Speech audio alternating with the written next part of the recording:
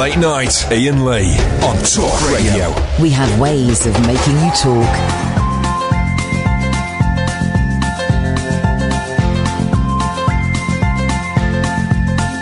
There's a voice that keeps on calling me. Down the road, it's where I'll always be. Every stop I make a new friend. Can't stay for long, just turn around and I'm gone again. Maybe tomorrow I'll wanna settle down. Until tomorrow I'll just keep moving on.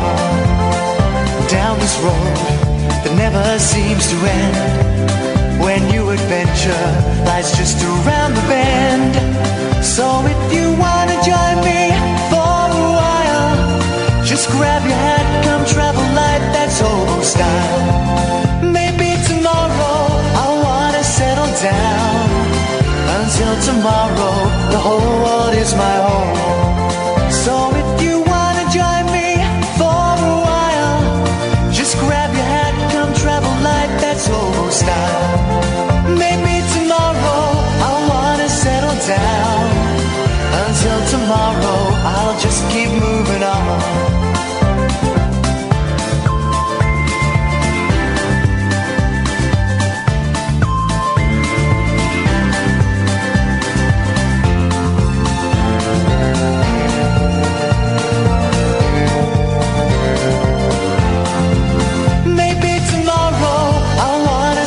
Down. Until tomorrow, I'll just keep moving on. There's a world that's waiting to unfold, a brand new tale no one has ever told. We've journeyed far, but you know it won't be long. We're almost there and we paid our fare with a hobo song. Maybe tomorrow I'll wanna settle down. Until tomorrow, I'll just keep moving on. So if you wanna join me for a while, just grab your hat, come travel light, that's hobo style. Maybe tomorrow, I'll find what I call home.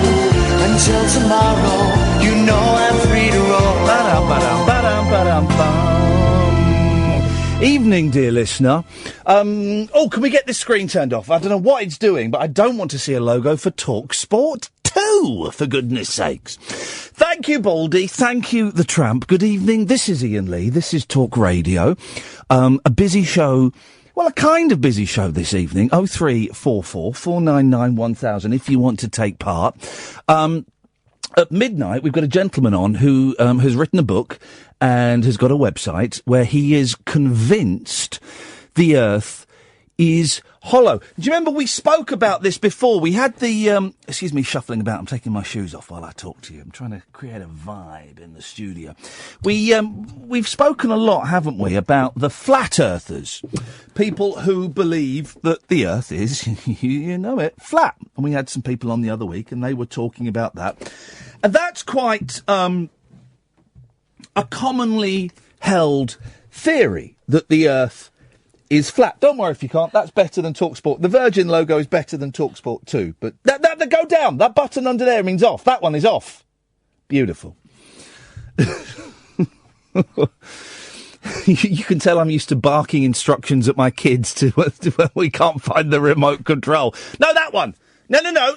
That's you've changed channel. You need to go back. That's volume. We got there in the end. The idea that the Earth is flat is a really common one. Loads of people believe it. Okay. The theory that the Earth is hollow is not quite so well known, but it is a real theory, and I'm really keen to find out from this guy what he thinks are in there, what he thinks is in there, what he thinks are in there, is in there, was in there. Because I know that some people believe it was like a super race, and that is where the actual Garden of Eden is based, inside the hollow Earth. Some people think that Nazis are in there. So it'll be interesting to find out. He's coming on at midnight, and we'll see what he has to say.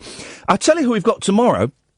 we've got an act for the teenagers. Oh, listen, whoa, right? We get the obscure 60s acts on and the not-so-obscure 60s act. I mean, a Beach Boy and a Lovin' Spoonful, huh? A Bird we had. But I'm also aware that young people like this show. So tomorrow at 10 o'clock, we've got someone for the kids. We've got Michelle Leon from Babes in Toyland. Kids? Huh? No? 90s punk rockers? No? Guys? She's coming on. She's written a brilliant, brilliant book. And she's coming on tomorrow, so I'm thoroughly looking forward to that. Tonight. I don't really know where to go with tonight. A lot of you have got out of the habit of phoning in last week because of the strike, and that's fine.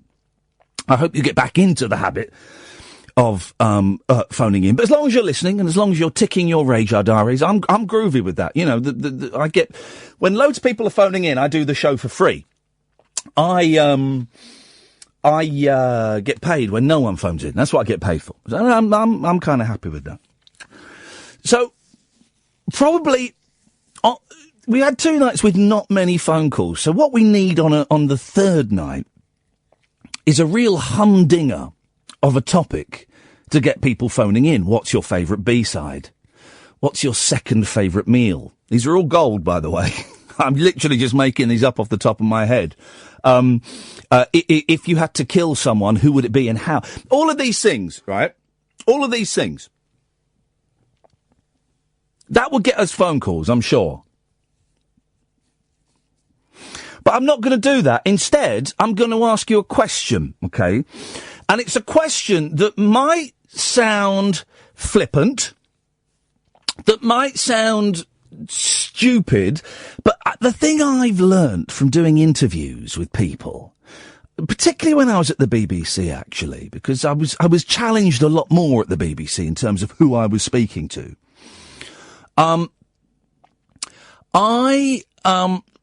I've learnt that there's no shame in asking what initially sounds like a dumb question.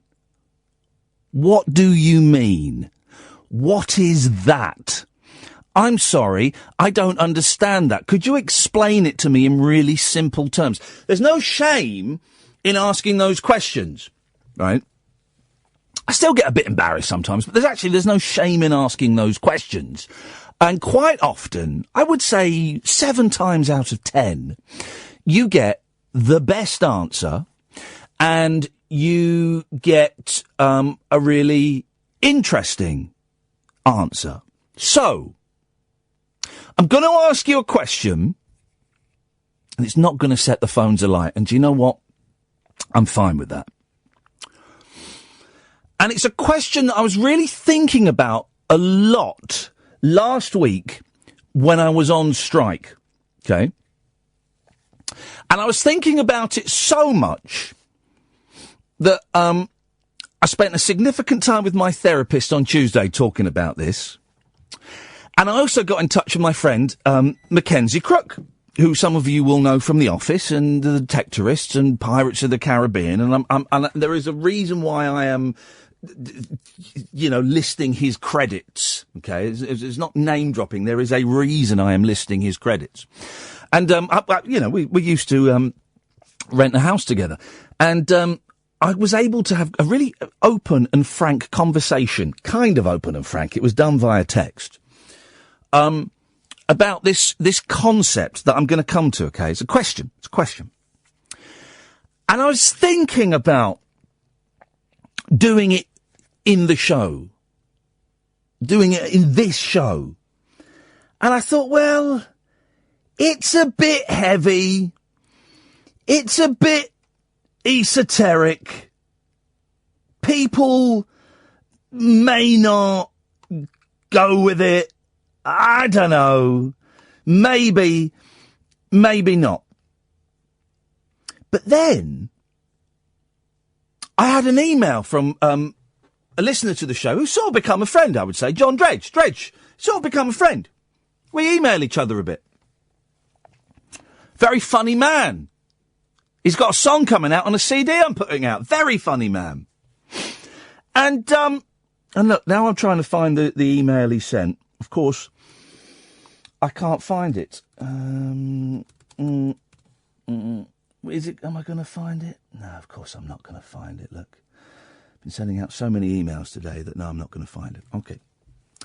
His question he asked was very, very close and very similar to the question that's been going around in my head for the last week and a half.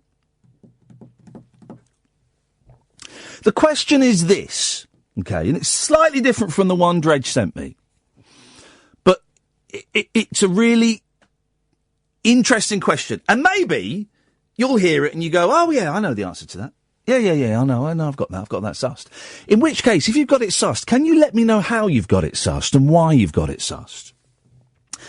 But I am guessing that more people will think they know the answer to this question, but won't know the answer to this question. 0344 499 1000. The question is, what am I?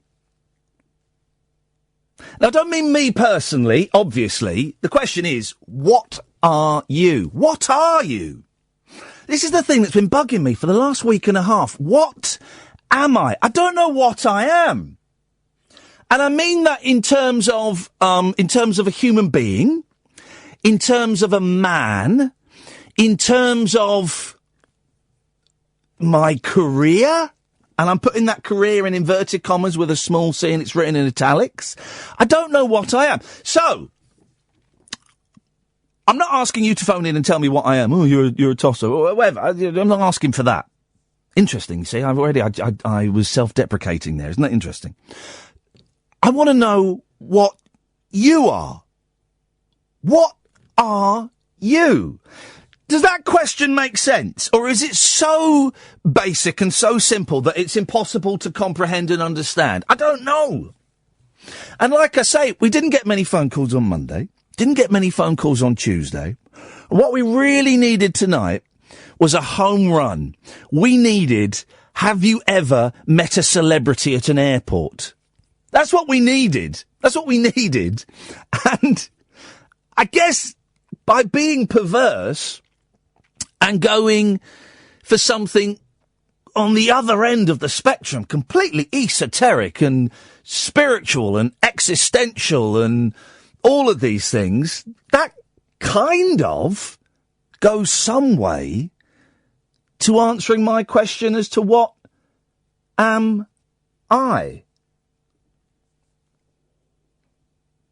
Shall we have a go and see where this takes us? What are you? 0344 499 1000. Late Nights with Iain Lee on Talk Radio. The radio show for people who know the best part of the day is the night. Late Night Iain Lee on Talk Radio. We have ways of making you talk. So it's a simple question that actually is really, really tough. What are you? I don't know what I am. Right? I'm a dad. Right? I know that. Everything else is completely up for debate. I don't know. And I was texting Mackenzie, saying, Mackenzie, what are you? What do you think you are? And he wrote back a very interesting answer, which I might dig into a bit later on, because I don't think it's too personal. And he said, do you want to know what I think you are? And I said, yeah.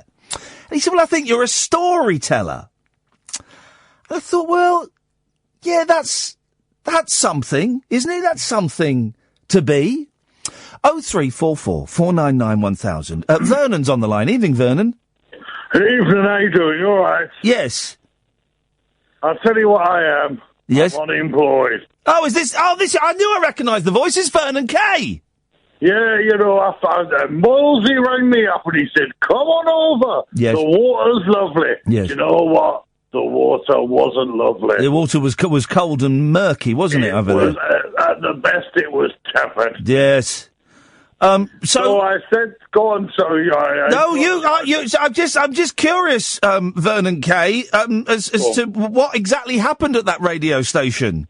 Well, I went over there. They were saying it's going to be all about the blokes, and you know why? Yeah. I love the ladies, but I love the blokes, right? So I went over there, and I was like, I've got all the hits ready for me.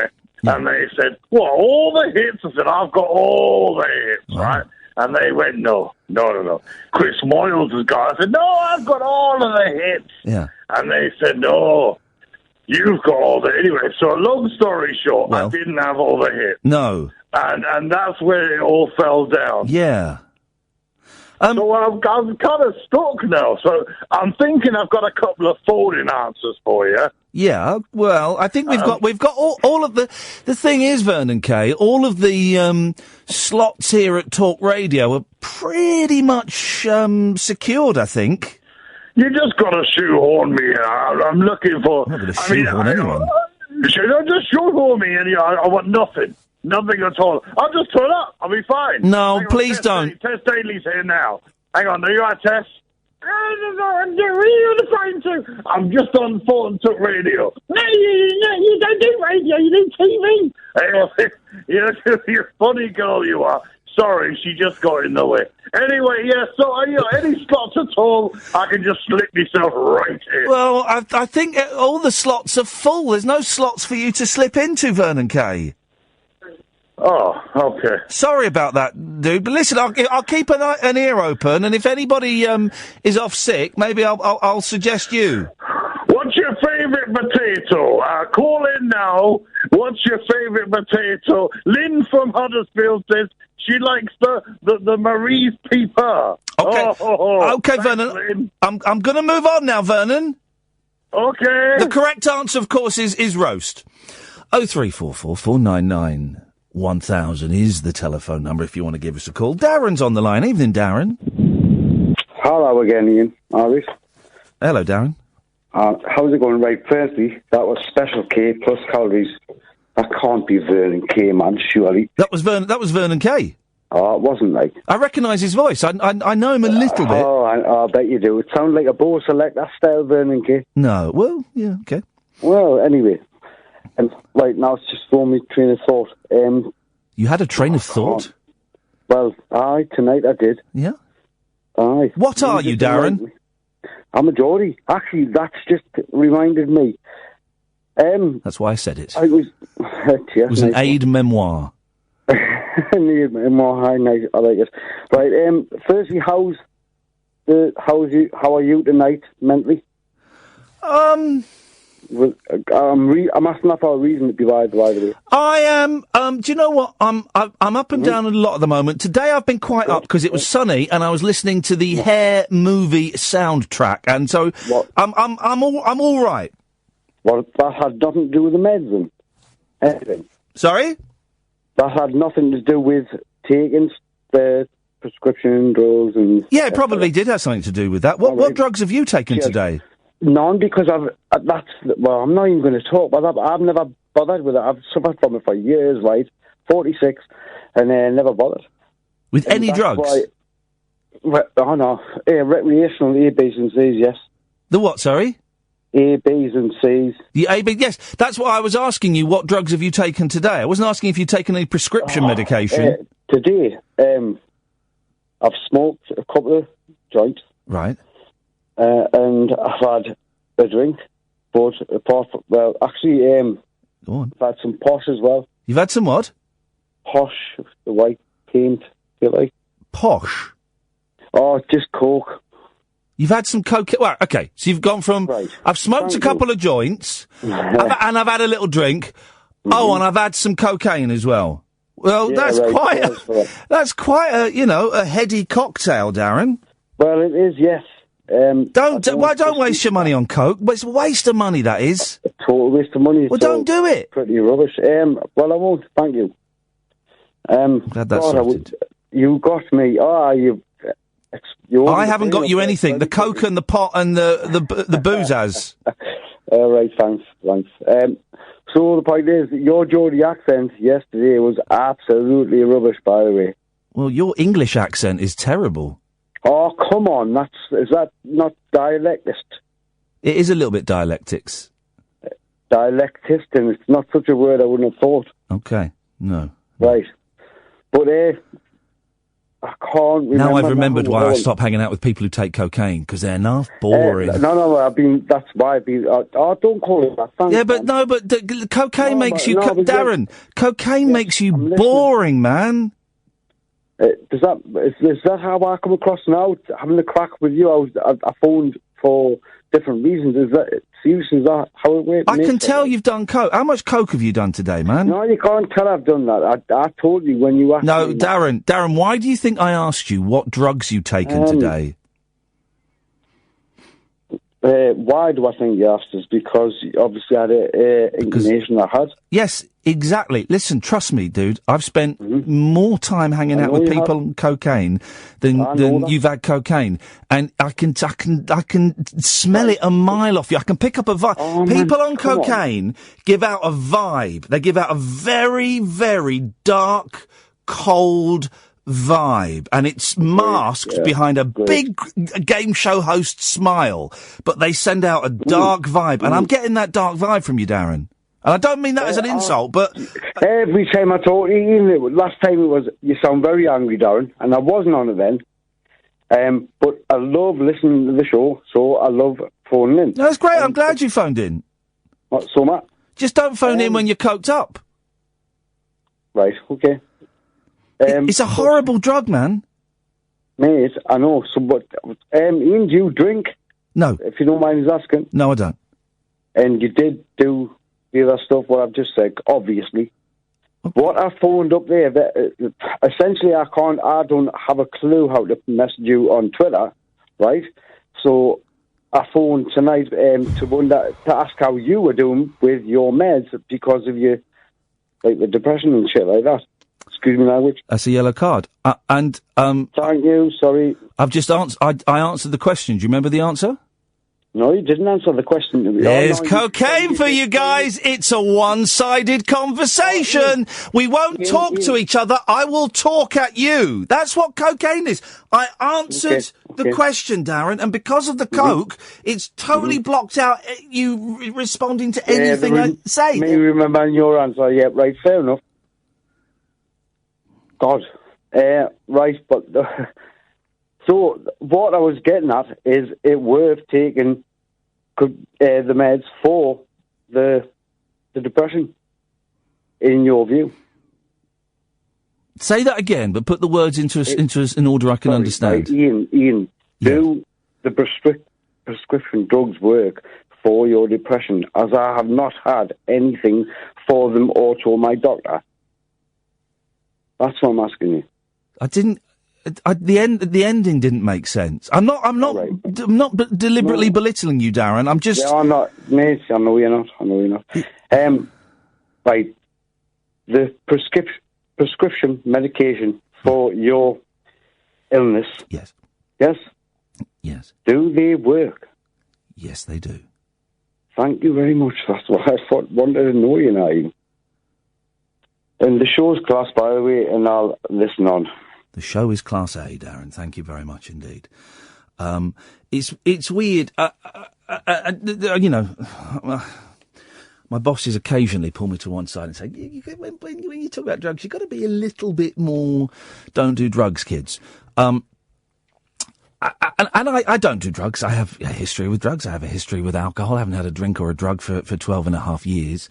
I do think that some drugs are okay, if I'm completely honest, and being realistic, it's a reality of life. That's why I loved Miranda Sawyer's book. One of the reasons I loved Miranda Sawyer's book, Out of Time, so much, because she's really honest about her drug use in her 20s and her 30s. And for a lot of people, you know, drug use, whether it be cannabis or cocaine or LSD or ecstasy, for a lot of people, it was part of their lives for a while. But I have spent time with people on cocaine, and they're not fun people to hang out with. It's a really, honestly, I can't, but if you've been in that situation, you'll know. I'll know when I'm at a party or when I'm out with some friends and I will know instantly that someone comes back from the toilets and they've done cocaine. I'm also pretty good at knowing that I'm sitting with a group of people and someone's holding. I can sense it. Even before they've taken any. You can sense the tension. There is a tension that someone who's got a gram of coke in their pocket, there is a tension between that person and the other people that know. There is a sense of expectation and heightened excitement because the whole evening doesn't become about the 5 people that you're sat with. It doesn't become about the place that you're in. It doesn't become about the video game you're playing. It all becomes about that little bit of powder that's in someone's pocket or in their wallet or in their shoes or in their pants or wherever it is. And it just creates a really negative energy. It's a really unpleasant thing. And, obviously when you're taking cocaine, it's the best thing in the world. That's why people take it, because it makes them feel so good. But if you've ever had a conversation with someone who's on it, Jesus, it's so boring. With respect to the last caller, I answered his question, but you can't have a conversation with someone who's on coke because they're not conversing with you, they're talking at you. And they're just waiting for a pause in what you're saying so they can dive in with their next thought because it's so more important. No, you're like this one and this is true and what we are going to make that film.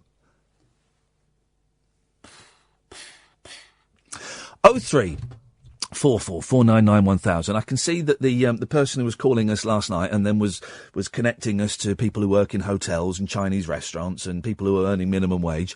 I can see that you're still calling in. I hope you have a great night doing that. Best of luck. We won't be taking those calls. 03444991000 is the telephone number. Dana, Mark, Robert, stay there. I'll come to you in a bit. The question is, and as per usual, you can call in about anything, right? But the question is, what are you? 03444991000. Late nights with Iain Lee on Talk Radio. Unmissable late night radio with the original king of unconventional conversation. Make contact with Iain. Late night Iain Lee on Talk Radio. We'll get you talking. Well, I thought that this would be an hour of me talking to myself, but you are calling in. I don't know if you're calling in about this. Let's see. Let's go to Mark. Evening, Mark. Oh, is that me? Are you Mark? Yes, me. Sorry. Then it's you, sir. Yes. Sorry, you caught me eating again. Every time I call up, I'm eating. What are you eating, Mark? Well, look, it was veggie sausages until last night, and then you said to me, write down, don't eat meat, and then I've gone out and bought loads of meat. I thought, no, I'm giving in. Hang on a minute. So were you the fella that was becoming a vegetarian, and I gave you a hard time saying you don't become one, you either are one or you're not? You bullied me into eating meat. No, don't blame it on me. I didn't bully you into... Calling up the newspaper and saying that Iain Lee's bullied me into eating meat. I'm killing animals. I'm eating animals. The poor animals. Don't. The Sun will do a headline. Something like the former TV host Iain Lee forces Mark to eat his meat. Yeah. Do you know, the 11 o'clock show, that was just of its time. It was the Monty Python of its time. No, well, you're too generous. I can't allow that. It was of its time, and there was some funny bits, but we weren't. No, we weren't the Python. It was bloody good. Well, you're very kind, mate. Thank you. You were all incredibly... young. Yes, and that's why I used to look at you and think, well, he's nice. Who, me? Well, did you fancy me then? Iain, please, it's a bit of humour. I was too skinny then. You're lovely. You're a lovely man. You're a lovely man. You're a kind man. You're a good man. What? But you've made me eat meat. I used to think I was a polymath. Yes. And then I realised I'm actually just a juvenile delinquent.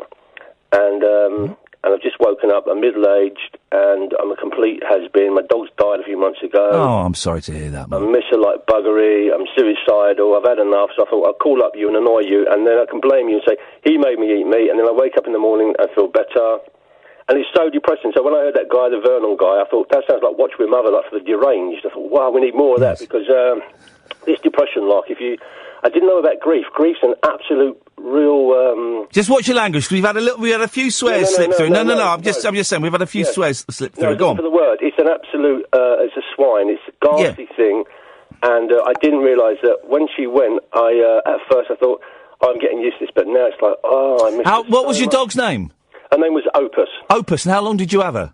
for 13 years ago, when she was 3 months old. Well... And she was the most incredible little doggy, and I don't know. I thought, don't talk about that because you get depressed. You'll depress everybody. And No, it doesn't. You won't depress everybody, but I think if it helps you to talk about it, then talk about it. You know, I've got a dog, but I'm a cat man, okay? And I've had a cat. This cat, it's her birthday at the end of the month. And she will be 18 years old, and I've had her since she was 2. Right, I got her as a rescue cat, and she's getting very thin and she's very bony, and you know, time is running out with her.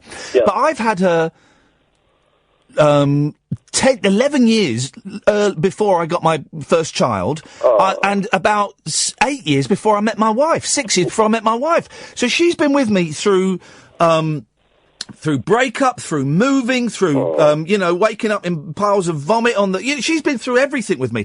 And when she goes, I will be in pieces, Mark. And people who don't have pets, whether it's cats or dogs or whatever, people who don't have pets don't get that. That it's not a dog that's died or a cat that's going to die. It's your... Whatever, it's your brother or it's your son or, you know, it's a member of your family. It's an incredible attachment, and without crowbarring this thing into it, it's just that because I've on and off had years of problems with depression, unlike since December, I tried to get back into my exercising, overtrained, did too much, and then got unwell. You get the same thing for the doctors. They just chuck antidepressants at you, and I say to the doctors, I know drug dealers have got more scruples. They won't just hand out anything to you. I said, you just chuck any kind of pill at me, and there's no psychological services.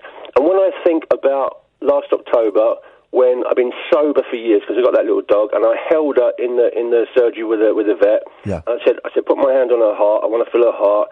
She put in the first injection to sedate her. And she flopped down. I said, right, where's her heart? Put my hand on there. And then she gave her the lethal injection, and I was there till the last second. And I just thought that absolutely slaughtered me. But afterwards, I thought when the vet said, you know, we've got this power to do this for them and to end their pain. Imagine what it's like for that poor Alexander Blackman, where he's actually put a human to sleep, and he was so unwell from being at the FOB for 6 months. Well, you know, when they put these people out in the field, these politicians, they don't realise. Mark, you've made a little bit of a quantum leap. Well, I know it's going to be from you know, a dog being put down because it's very poorly. To you're talking about the soldier that shot someone. Well, it's a Marine, not a soldier. Right, he was formerly known as Marine A, and his sentence has been changed from murder to manslaughter. It's a bit of a quantum leap to go from one to the other. I think. know, but for me, it was incredibly traumatising just to be in there with her. Because a friend of mine, when I told him, he said, I couldn't even be in the room with my dog. He said, how did you do that? I said, well, you know, it's my little baby, and I like to be there till the end, and I owe my sobriety to her. But just thinking that when people go on about... I don't think people realise that in this country today, we totally and completely ignore mental illness, and I totally feel... Well, no, we don't. I don't think we do totally ignore it. Well, now. I think we do. I know when I was over in Calais in 2005, the dog, I took her over there, I had a bit of a meltdown, and she was quarantined. She was stuck there for 7 months. And I actually come over one day on the ferry, and as soon as I went into the terminal, there's 30 great big lumps getting on the passenger bus. And I thought, oh, no. And it turned out they were Marines, and they were the nicest, kindest group of people I ever met. Yes. So I just think we put our people under incredible pressures. We ignore the fact that the kind of strain they must be under. I don't know why we're talking about Marines. Because I think it's disgusting that tonight on the street, there's people sleeping on the street that have served their country. No, we're talking about homeless people. Yeah, it's just, Ian, it's not right. The way we... Well, no, it's not right, but I thought we were talking about losing a pet. I've just had some meat. I don't know what I'm doing anymore. I'm on a trip. You got a meat rush. I got a meat rush. Yeah, you got a meat rush going, Mark. Don't fight it. Lie back and enjoy it. Ian, look, one more thing. Yes. I can say a polymath, a juvenile delinquent, and a singer-songwriter. If ever you get a chance to look on YouTube at You Dunno by the Renditioners, that's me. Mark, I won't do that, but I appreciate you saying those words to me. 0344 499 1000 is the telephone number if you want to give me a call. Robert and Dana, you'll be up next. The question is, and we're kind of skirting around it, which is great. I'm enjoying skirting. What are you? Tick your radar diaries now with me, Iain Lee, on Talk Radio. Late night Iain Lee. On air and off the leash. On Talk Radio. We have ways of making you talk. 0344 499 1000. So, last week, obviously, the strike, I wasn't here, and I've heard that calls were quiet for Jake. And And you've kind of got out of the habit of calling, which is fine. That's what happens. Monday, not many calls. Last night, not too many calls. So tonight, I needed to come in with a real big hitter. I needed a nice, simple phone-in topic that would get you guys hot and horny and picking up the phone. Where's the weirdest place you've had sex? What's your favourite biscuit to dunk? That kind of stuff. But instead of that, because it feels like it's written in the stars, because I've been thinking about it for a while, and I had an email. The email, actually, that I had from Dredge said, "Who are you? Who am I?" But I just thought, and I replied saying, "Did I tell you that I've been thinking about doing this on the show?" He went, "No." So we're doing it on the show because it just kind of feels right. You can watch tonight, by the way, periscope.tv/Iain. No, hang on, what is it? Periscope.tv/Iain Lee. Is that it? That sounds about right. And remind me to tell you about the podcasts and shows we've got coming up, because I keep forgetting to, but we've got loads of questions. So, the question I'm asking tonight is, and we've already had more phone calls, the ones we've taken and the ones that are on the screen, than we had in the last two shows put together. So maybe there's something in it. What are you? What are you? I don't know what I am. The best thing I've got is a dad. I'm a dad, but I don't feel like a dad. But that's the only certainty, the only thing I can put down in black and white. I am a dad. I don't know, but everything else is completely up for grabs. What am I? TV host? No. Radio host? I don't feel like a radio host. Celebrity? No. Has been? Maybe. But I don't know. I don't know what I am. And I'm asking you the question, what do you think you are? 0344 499 1000.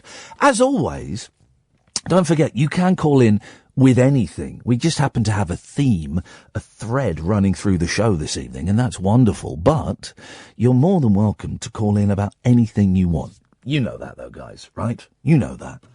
Helen's on the line. Evening, Helen. Hi. Hey, Helen. You all right? I'm all right. Yeah. Whoa, there's so many things, so many tangents tonight already. Firstly, can I just compliment you on that show you did last week, the silent show? No, a week before. Oh, the one where I couldn't be bothered. Oh, I absolutely loved it. Loved the tempo, darling. Oh, loved bless it. You, Helen. You're very kind. I enjoyed that a lot, actually. We might do that again one night. What? Did you get any feedback from the old management about it? Oh, no, the management love it.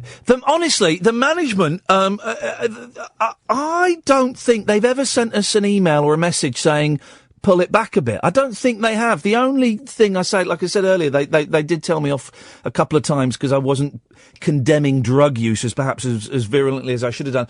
But no, they love it. They love it. They keep telling me to push it. Are they scared of you? No, I don't think so. No. No, not in the slightest. No, I'm a pussycat, Helen. Are you sure you're not a bit alpha? No, oh God, no! Oh, you know what? A while ago, possibly, I used to think that you got places by shouting and throwing your weight around. Quite a while ago, but no, not at all. I'm the one that is is occasionally getting, sending my boss a text saying, "Is that all right? Do you mind if I do this? I'm sorry you're getting hassle from this idiot online." All of this stuff, and they say, "Iain, don't worry, we love it. Keep going, keep going." It's hard, isn't it, when you're approaching your boss and you don't want to come across as being too needy. Mm. This is why I love doing this slot, because by the time I get in, everyone of importance has gone. I know. And it's beautiful. See you later, politics. Yeah, exactly. No, I mean, when I was doing the breakfast show at another place, when we finished the show, we come in the morning and the place was empty. But when we finished the show and went back up to the office, all the bosses were there, all the other shows were there. Oh, it was horrible. I love this. I come in, there's nobody here. There's no snakes slithering about. No snakes slithering about. That's a reference to the BBC again, I think. What? No. To expand on this, what are you question? Can I throw it right back at you? Go on, throw it back at me in what way? All right, I want to reframe the question. Go on. So, instead of what are you, I want to say, what is the point of you? Yeah, okay, we can go with that. As in, what do you think? I don't know. I'm looking in. What is the point, Helen? I'm going to ask you, Helen. What is the point of you? Well, I don't believe in absolutes, so I'll just clarify at this stage what I'm working on, because we're all working on it, aren't we? We're all working on it. Yeah. I feel like I have to put in a lot.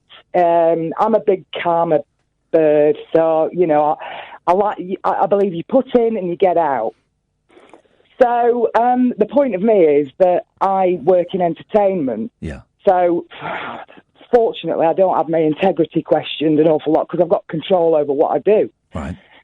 So without wanting to sound like a big poncy performer, I think that entertainers, you know, they're important because, you know, it's atmospherics, really, isn't it? Atmospheric. Entertaining is atmospherics. What do you mean by that? Well, like, you know, you can present a show in a room and you can, you know, the setting's beautiful and everyone can escape for one moment. And you're aiding that escape. Yeah, I can dig that. Yeah, art, you know, both highbrow and lowbrow, art is important, you know, and when people are losing jobs and when there is severe hardship and funding is cut to arts, people go, good, I'm glad we're cutting funding to arts. A brave government would throw more money at the arts in those times, because that's when we really need it. That's when we need cheering up. That's when we need to enter a different realm. And art, whether it's a painting or it's a cabaret singer or it's a comedian or it's an art house film or it's a sculpture or whatever, that's art does that.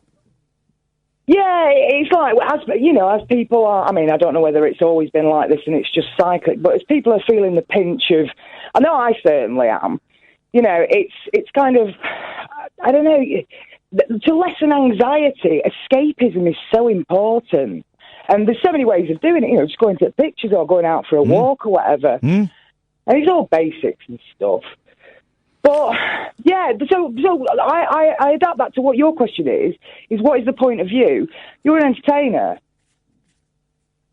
I don't think... A referee, how's that? Setting it up and then going, right. A referee's a bit better. I don't think I'm an entertainer. I think that would be hard pushed to... I may entertain, but I don't think I'm an entertainer. A referee... it's better than entertainer, but it still doesn't feel... No, I'm not. I'm not. But so what is the so? Can you distill then? What is the point of view? What is the point of view, Helen? Atmospherics, ambience. Ambience. That's good. Oh, I did that. Calming people down, sorting everyone out, making sure everyone's, you know, having a good time. Can I ask what you do, Helen? You're a singer, aren't you? Are you? No, I'm not, no. Go on, what are you then? What do you do? I'm a voiceover artist, and I also do a bit of live work as well. Well, hang on, you say live work. What do you mean by live work? Well, you don't do live voiceovers, do you? No, that would be good. No, but I do, like, you know, mic work and a DJ and a, you know. What have you voice-overed? What have you spoken on? I did a CBBC job once. Did you? What show was that? Oh, Christ. Not in language like that, you won't be getting any gigs. Yeah, I had to do a really posh voice as well. Hey, here's a chap. They couldn't get Bill Turnbull right, so they phoned up and said, who can do sort of BBC voice, so I got the gig. Hang on a minute, you were the replacement for Bill Turnbull? I know.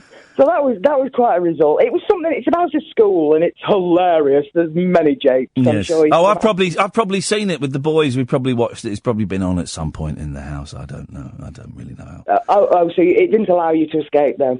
Well, it wasn't aimed at. The weird thing, we've sort of stopped watching CBeebies actually now. It's all Netflix. Everything's Netflix now, and Hey, never mind. Hey, I've got something controversial for you. Yeah, go on.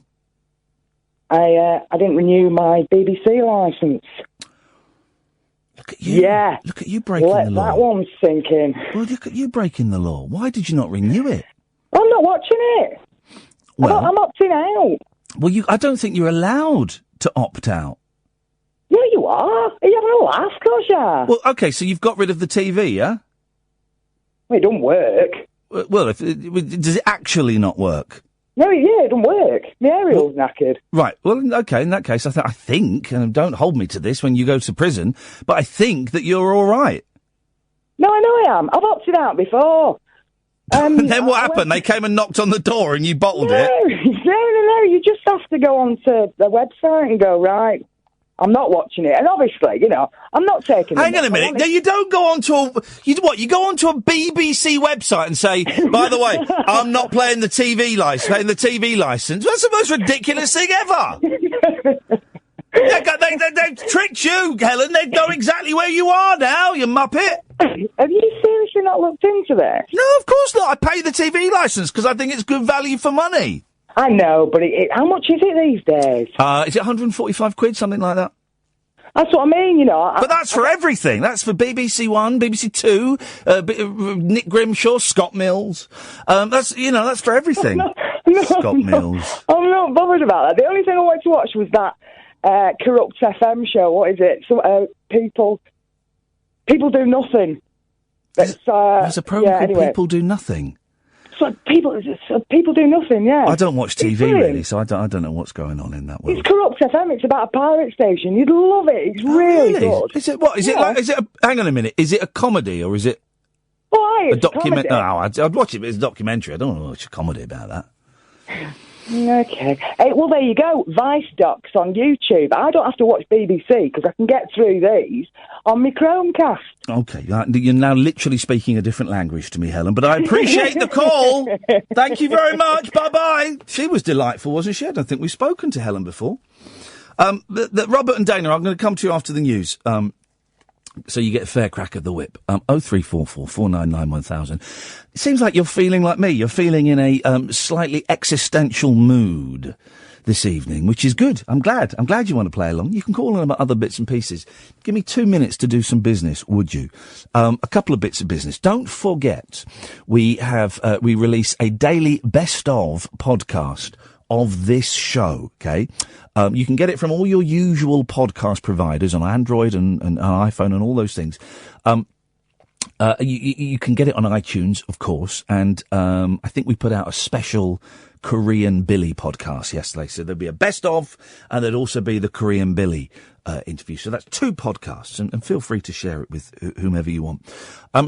Catherine and I do a separate show called The Rabbit Hole, okay?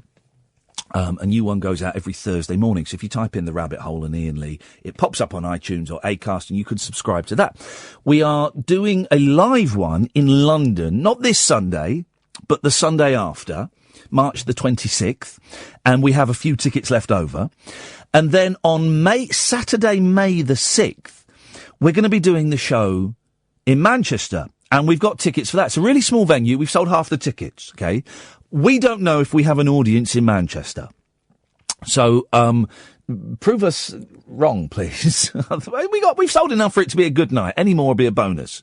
But if you go to ticketsource.co.uk/Iain-Lee. All right. I'll tweet it during the news. ticketsource.co.uk/IAIN-LEE. It's also the place to get tickets for An Evening with Eddie Large, June the 25th. But, we're coming to Manchester to do the Rabbit Hole show on Sunday the 6th, and we were kind of thinking of coming up a day early and doing this show on Friday, May the 5th at, a listener's house. So, do you live within a 10-mile radius of Manchester?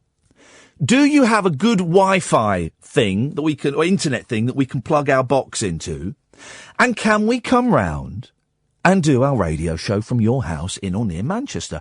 Give us a call, 0344 499 1000, or you can send me an email if you want, Iain, IAIN, @iainlee.com. That's the business. Time for a break. Robert, Dana, come to you in a bit. Late night, Iain Lee on Talk Radio. We have ways of making you talk. Not the kind to kiss and tell, but I've been seen with Farrah. I've never been with anything less than a 9. So fine, I've been on fire with Sally Field, gone past with a girl named Bo, but somehow they just don't end up as mine. It's a death defying life I'd lead. I'd take my chances, I'd die for living in the movies and TV. But the hardest thing I ever do is watch my leading ladies kiss some other guy while I'm bandaging my knee. I might fall from a tall building, I might roll a brand new car, 'cause I'm the unknown stuntman that made Redford such a star.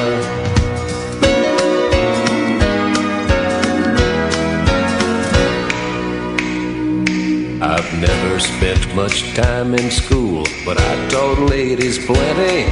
It's true, I hire my body out for pay. Hey, hey, I've gotten burned over Cheryl Teague's, blown up for Raquel Welch. But when I wind up in the hay, it's only hay. Hey, hey, I might jump an open drawbridge or Tarzan from a vine, 'cause I'm the unknown stuntman that makes Eastwood look so fine.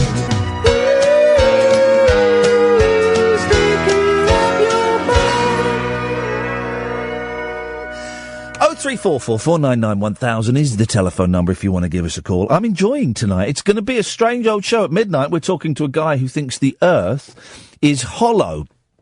And I'm trying to create a vibe in the show, but we've taken to bringing in lamps. I bring in a nice little lamp that I can point over there. If you're watching on Periscope, you'll see all this. And Kath's brought in a lava lamp, and it's just nice. I mentioned this a while ago. I used to laugh behind Jeff Lloyd's back, because Jeff Lloyd, when I worked at a radio station, would go into they had dozens of studios, would go into the studio half an hour before the show and would put up lays and posters of the Beatles and put up all this stuff. And I used to think, well, it's a bit stupid. What a waste. And I honestly, I thought he was loopy for doing it. But as I've got older, that's just an extension of getting the lights the way you like them, isn't it? It's creating a mood, a vibe. It's creating an energy. And the energy that is being created by us having a lava lamp and me having an angle poise lamp, or not angle poise, but a directional lamp, and all the other stuff switched off, it just kind of creates a more intimate energy. I think so anyway. 0344 499 1000 is the telephone number. What are you? I like Helen's question. What purpose do you serve? I kind of did that. I prefer mine, but I'm happy to go with either or neither. Variations or nothing. It's entirely up to you guys, okay? It's entirely up to you how this show works. But you seem to be coming along for the ride tonight, and I'm grateful. After a week's contemplation at the foot of Brecon Beacons, boy, oh boy, it was beautiful. On my own. First time I've ever booked a holiday on my own. Fantastic. But it did leave me pondering. What am I? I don't know what I am. Midlife crisis? Possibly. I thought I'd had my midlife crisis. But maybe it's, it's a thing that you don't come out of quite as easy as perhaps I thought. Midlife crisis, possibly. Yeah, could be. Where, I know that I am mortal and that death is coming, and I'm closer to death than I've ever been. We all are, guys. And I'm perhaps just trying to work out what my place is, what my legacy will be. I don't know. 0344 499 1000. What am I? That's not, of course, the question. The question is, what are you?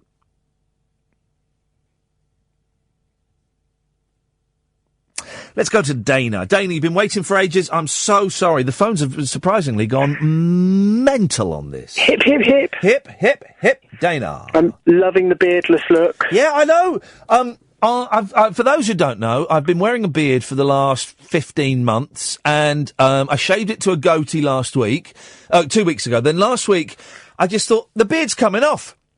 So I shaved the beard off completely and thought, I can live with this, but I still had kind of slightly longer, slicked back hair. And as I was driving back from Wales on Thursday, I was listening to the excellent Johnny Marr audiobook. Johnny Marr from the Smiths, his autobiography, his audiobook.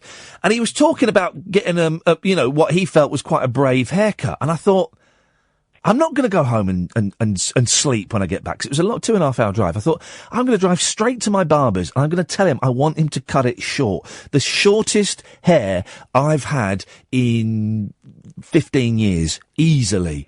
And I love it. I love it. I'm a bit moon-faced. I need to lose a bit of weight, and that's fine. But yeah, getting rid of the beard, cutting the hair off, and I don't know, Dana, it may come back, but I had a shave this morning. I was stubbly and I had a shave and it felt lovely to be smooth. Smooth as a baby's bottom. Smooth! So I'm going to stick with it for a while, I think. Before I tell you who I am or what I am, is that a bullet hole in your laptop? That yeah, there, or is the CIA watching you or something? That is a googly eye. A stick-on googly eye. Because I have children, and I quite often will put my hands in my pockets, or will put my clothes on, and will see things in my pocket or stuck to my clothes that I did not want there. And so it was a googly eye that was stuck to my jeans, and I thought, I'll put that on the computer, because I quite like that. Good place to have it. It's a good place to have a googly eye. Do you want to know who I am? Yeah, I do. Well, they're both. They sound similar questions, but they're very, very different. You answer whichever one you want to, Dana. Well, I'm just worried about bringing the show down. I'm extremely fed up and depressed.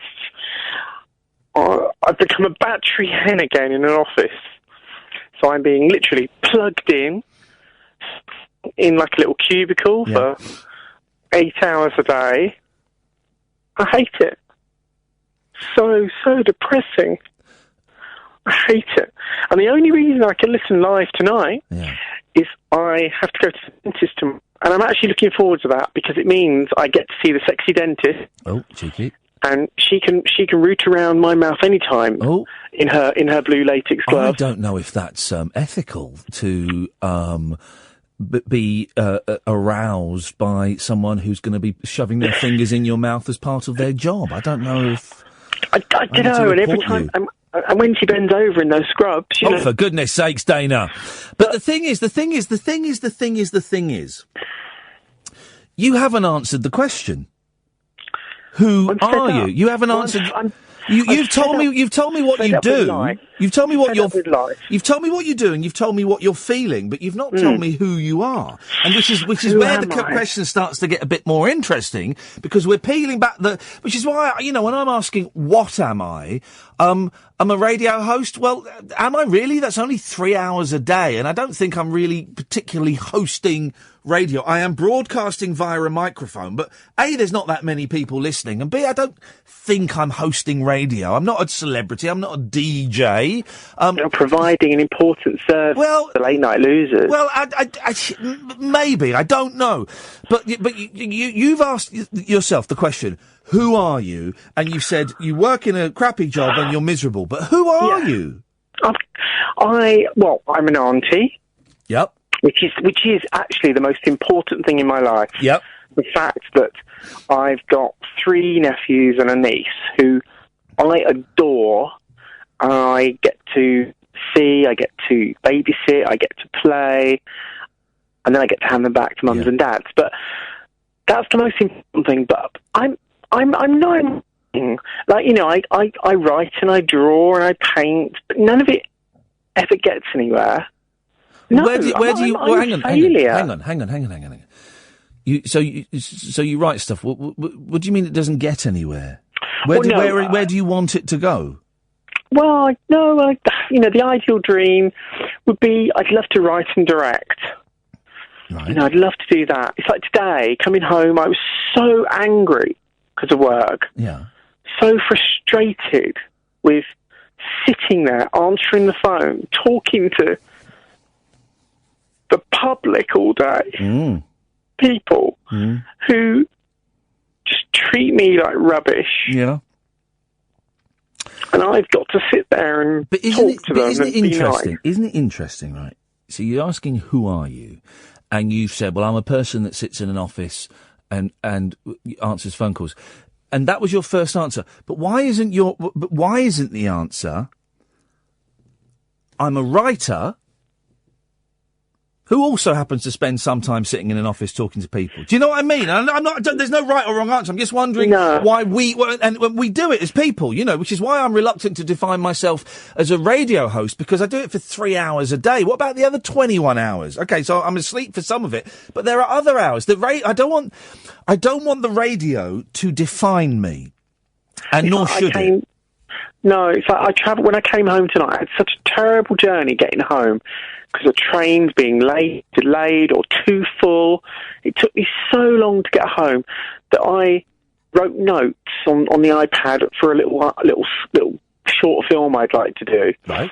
I've written a beginning, a middle, and an end, and I want to flash that out. But yeah, that's the ideal world. You know, I want to go back to Africa. But I need the money, but to do that, sit in this horrible place, I don't know if I can do it anymore. Do you know, I do. I think I really. I should say that. You know, no, I do. I could easily just step off the platform. Yeah, I know. You know, I know. I could so easily step off the platform. Do you know because I get that thought sometimes, and do you know the thing that's one of the things in the million thoughts that can happen in a second? One of the things that would stop me doing that is I feel terrible for the train driver. Oh yeah, imagine it must be that. awful. Yeah, and it happens. No. It happens. You know, more than we'd like to think. You know, but I do. I think about. I tell you, I do. I dream and think about ending it all so often. I know. Me too, Dana. But yeah, sorry. No, don't. You've got nothing to apologise for. Yeah, we made it. We made it to the end of what day? Is it Wednesday today? Wednesday. We've made tomorrow I get the sexy dentist. There we go. We've made it to. All we've got to do is get our head down on the pillow in a couple of hours for me. You know, whenever it is for you. So we've got to do, and we've ticked another. We can tally another one off. But it's getting through. I don't know. You know. How do we get through these days?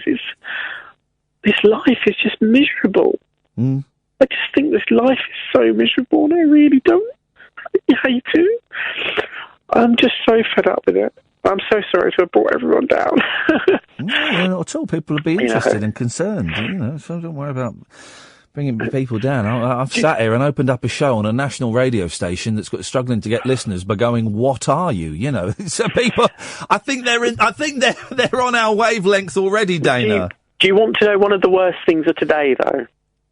If you want to tell me, I met Jeremy Corbyn. Now that's not the bad thing. I'm not a Labour supporter. I was walking down the high street. I work in Islington. And there he was. He was going to get his paper, and we chatted. And I got a photo with him. I was just shocked there. Then I went to the office. I went in the booth. I looked in the mirror as you do, and I looked in the mirror and hate myself as usual. And then I sort of smiled, tried to smile at myself, and then I realised I had porridge in my teeth.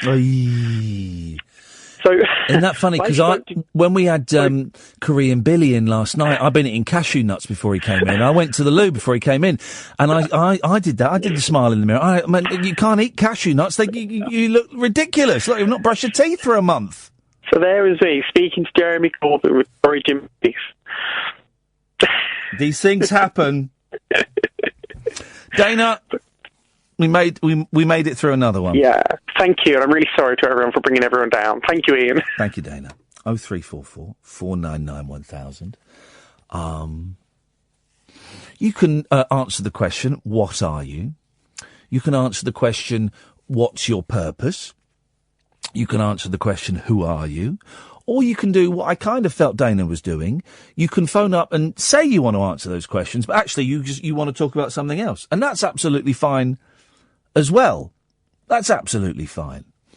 We've only got another 45 minutes or so of this, because at midnight we're going to speak to a gentleman, hopefully, who believes that the earth is hollow. So if you're thinking, yeah, I might pick up the phone, I'll do it later. Now would be a really good time to do it. Okay, we're going to speak to Robert in a minute. He's been waiting for ages. Robert, I apologise. Thanks. See, we've got Colin coming on as well. Now would be a really good time, because once those two calls are done, we'll move on to something else, maybe, unless you call in. 03 499 1000 is the phone number. Don't forget to tick your radar diaries. Late Nights with Iain Lee on Talk Radio. Across the UK, online and on DAB. Late Night, Iain Lee on Talk Radio. We have ways of making you talk. Evening, Robert. I apologise for keeping you so long, but the phones have been bonkers this evening. It's okay, Ian. How are you, pal? I'm all right, fella. What you got for us? Well, firstly, if Dana is still listening, there is a light at the end of the tunnel. Life ain't too bad. You only get one life, and there's people out there that'll help out and make us see that as well. Well, yeah, but for some people, life is a painful existence where every moment is agony. I know, but I've been through depression and I've survived, and I was at my lowest ebb like Dana was, and you just need that extra help. You just need those few things, people to talk to, a couple of tablets. You just need to sort that balance out, and you'll be saying after. Trust me, you know what I mean. I think a few people have been through it themselves, or quite a lot of people. Okay. But there is a light at the end of the tunnel. It's not, life ain't too bad, you know. Okay, all right. Well, but anyway, yeah. Firstly, what am I, or who am I, whatever? I'm fortunate to be Alan's brother. Yeah. Firstly, and yourself, I believe you're a giver of information and a absorber of information as well, and you share it onto people. But you say you're Alan's brother, but that's not the whole definition of you, though, is it? No, not really. No, well, I'm also part of the human race, and I'm there to evolve and learn about all the different races as well. And I think that's everybody as well. There we go. Well, there we go. But then if. And I'm going to keep pushing this a bit because we're getting somewhere. We're shifting something, grain by grain. We're shifting something. There's a whole beach to go, but grain by grain, we're moving it. It could be argued that the meaning of life is for us. Hang on, let me just adjust the camera a little bit on Periscope. There we go. The meaning of life is for the reason we are on this earth is to get on with people and be groovy and learn as much about everyone as we can and be nice. But what are you, Robert? Forget the human race, forget other people, forget what, our interaction with it. What are you? I'm me, and that's it. What you see is what you get. But that doesn't mean anything. It does to other people who meet me. Well, and I'm not having a go. I'm just honing in on this now because I know that you're a bright lad and you can take this. But just saying, what you see is what you get. That doesn't actually mean anything. Well, I know it doesn't, but in my eyes and my friends' eyes it does. But me as a person, I'm just who I am, outgoing, friendly, a good listener. So, but everybody's got different characteristics as well, so everybody's not the same. We're not all built the same. We may be the human race and everything else, but we're all individuals and we all learn different things and we all got different things about us that we give. Like, you got people that learn science, but you got scientists and everybody else, and we're all here for a purpose. But what do you give? What do I give? Here we go. Go back to Helen's question. What's your point?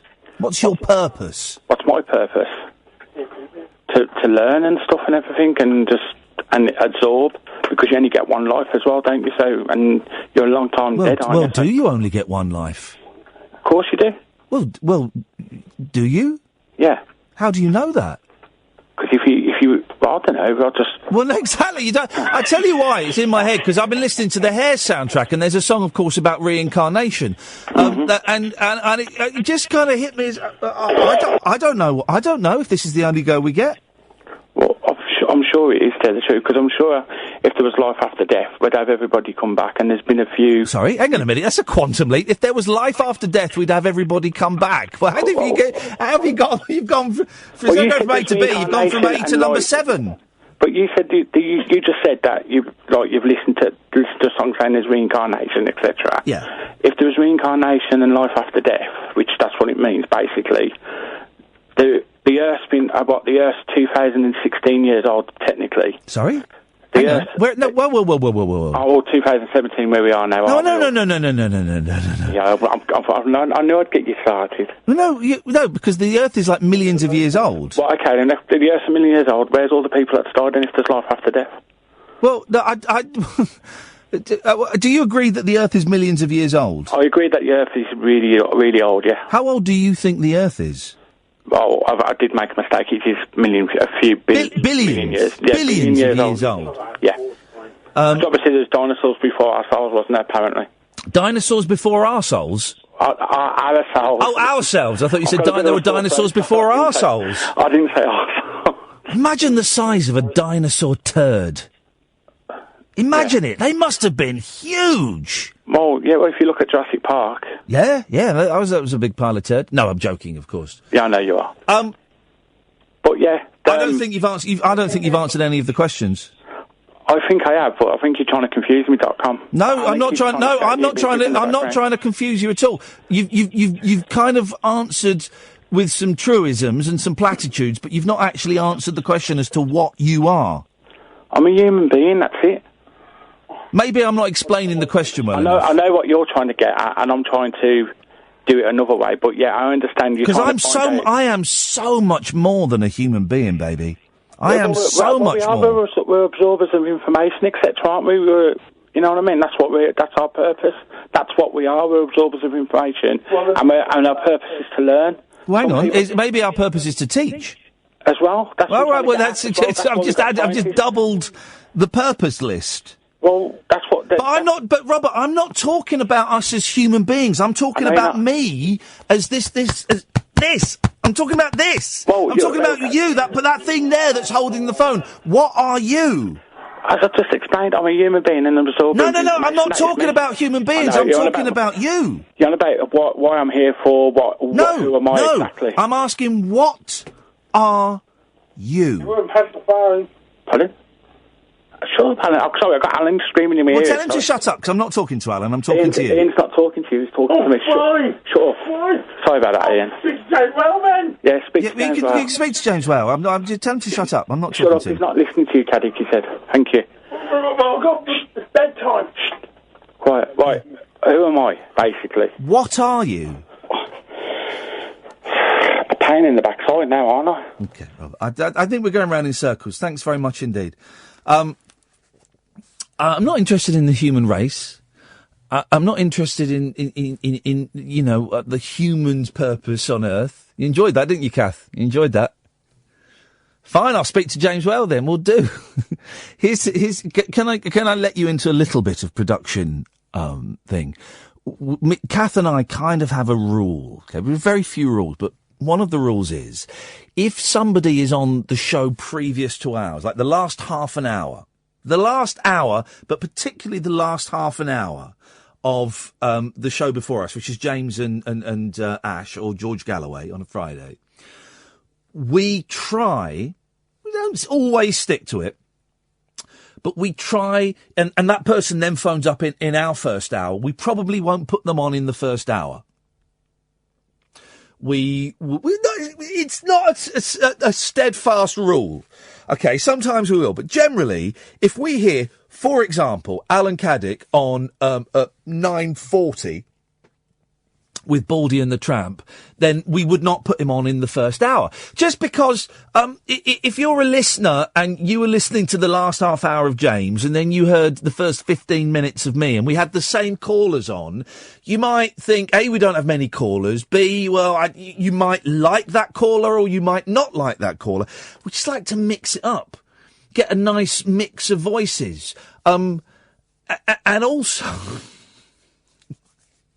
Do you remember yesterday, someone tweeted that another presenter would occasionally, just to wind up some of the callers, would not take calls to wind up some people who have a certain sense of entitlement. This is a show, and the show is a canvas. Okay, I am the artist, and Catherine is supplying the materials that I use, which are you, the colours, the callers, the colours. And she and I together are deciding which colours we apply where and whether we put lots of blues or just a tiny little bit of yellow. That's what we're doing. That's what we're doing. Okay, so... dig it, baby. It's groovy. 0344 499 1000 is the telephone number. Late nights with Iain Lee on Talk Radio. Late night, Iain Lee on Talk Radio. We'll get you talking.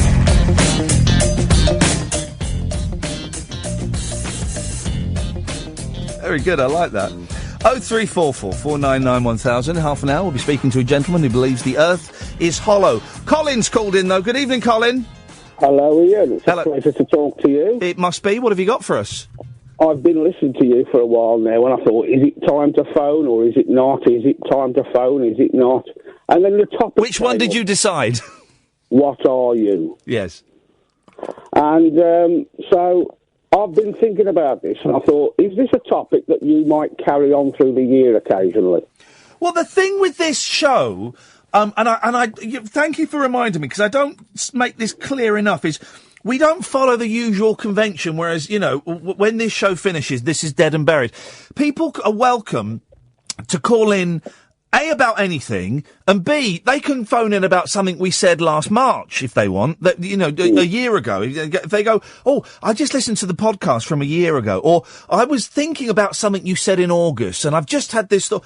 That's all groovy. It's all good, man. You can call in about anything, anytime. Right, well, I'm probably going to set the cat's fox amongst the pigeons. You're going to do what? The cat's...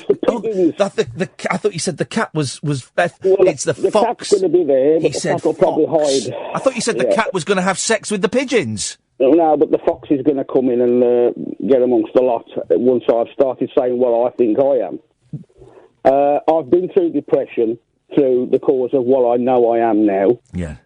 I've been through severe depression. I've been homeless. I'm disabled, legs down. Legs down? From your legs down. Okay, sorry, I thought that was... Yeah, well, you know, I'm sort legs down. I'm trying to stay on track of what I'm going to tell you. Go on, sorry.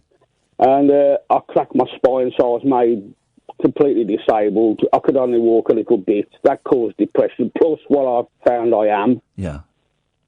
Things have happened to me spiritually, not in Christian way or any other way. It's more ultra-dimensional. Things like that. I'm going to start banging the wall in a minute. Ultra-dimensional? Yes, you're going to wonder what you are when I've finished.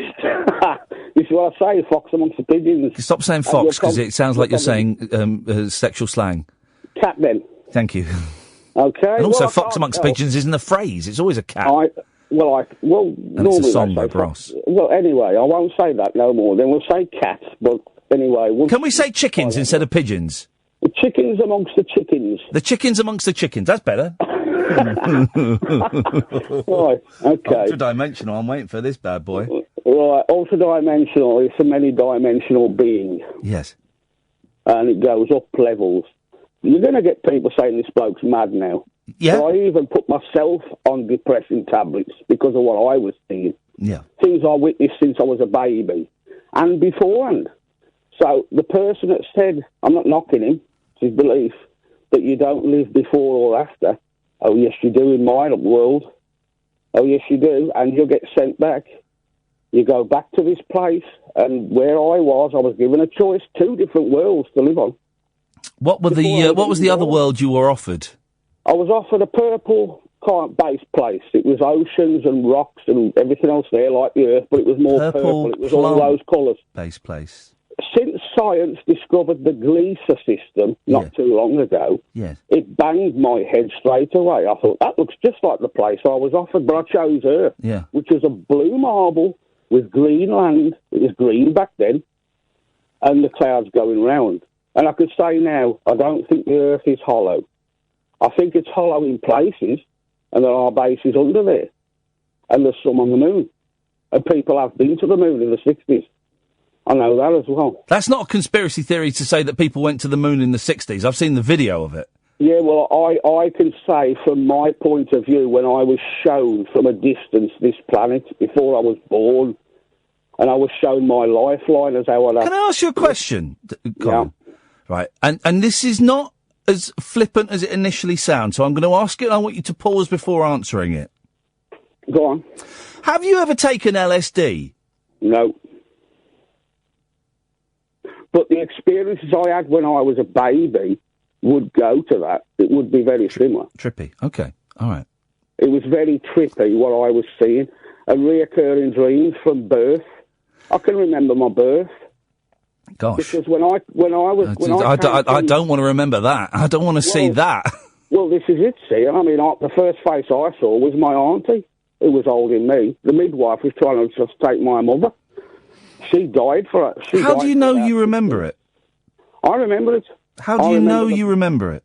I remember the room I was in, which was the spare room in a flat. Well, how do you know? But how do you know? Because because I remember things, right? Well, the other thing is, I described to my auntie through my... Yeah, go on. Okay, no, I remember things happening to me. Actually, I don't remember happening to me, but I've just heard the stories told so many times and seen a picture that I think I remember it. No, mine is, I can actually remember the living room I was sat in. I remember being in the high chair I was in, playing with 4 wooden blocks. Why did you choose? Here's the question: why did you choose Earth and not the purple plant-based planet? Because at the time, don't forget, I'll say this now: when you go through the light, when they say clear your mind, you're going through the light. Who says that? Those on the other side. Okay, of course. You look into a light. Which is the light you look back, you go. This is the light you go back through when you leave this body and you go back. It's the same light. But so why did you choose Earth? Well, I like the colour, basically.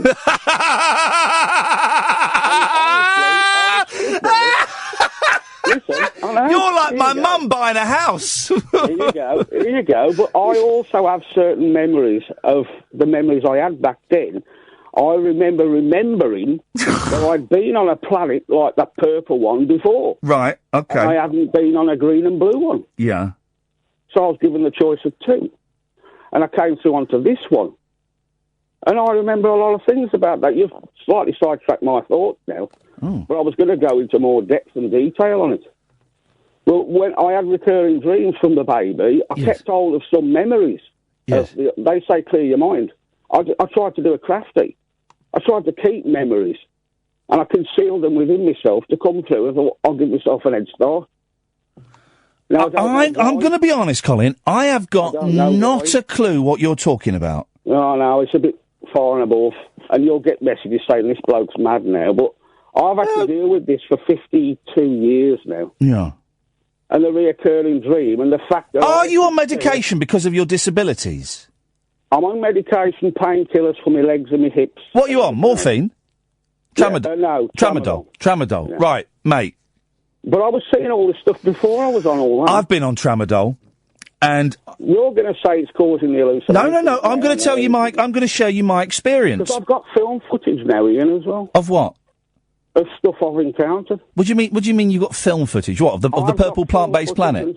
No, I didn't have a camera there. No.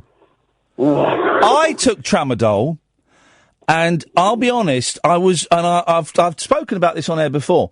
I was travelling through time on Tramadol. Well, that's basically what happens when you come to be bought.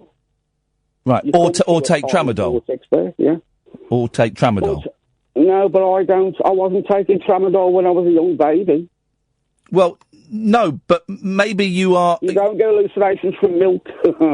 Well, it depends. But maybe you... what the cow's been having. But maybe you didn't remember those things as a baby, but since taking the Tramadol, it has created false memories. That is a known phenomenon. No, but you're going through the science route now. And yeah, I know science and facts really are a bugger, aren't they? Well, they are a block on people's... I mean, you heard Dana earlier, she was wondering what she was and all this, and people thinking, going at her and stuff. Just because you're spiritually different, it doesn't mean, you just got to ignore some people that want to put you down. Yes. That's what you have to do. She is very switched on. Right. But she's not feeling that she fits in, which is what I've had all my life. Oh, yes. You don't feel you fit in because there's things you can come out with, like you said, I've got no idea what you're talking about. I have that a lot. Well, no, and that's not me being flippant or dismissive. I genuinely, at that point, had no idea what you were talking about. Yeah, but this is what I say. If you do this topic over the year, and I'll come on, eventually you'll get things I'm talking about. Why would doing it over a year mean I would get them? Because it's going to take a bit of a while, I reckon, for you to pick up some of... I mean, if I tell you about things I knew when I was a baby, I saw things when I could see my own self when I'm 70 in this life.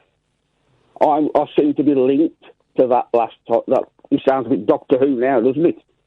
Well, I used to be able to see myself at the age of 70 when I was only just born, and I couldn't tell anybody because I couldn't speak.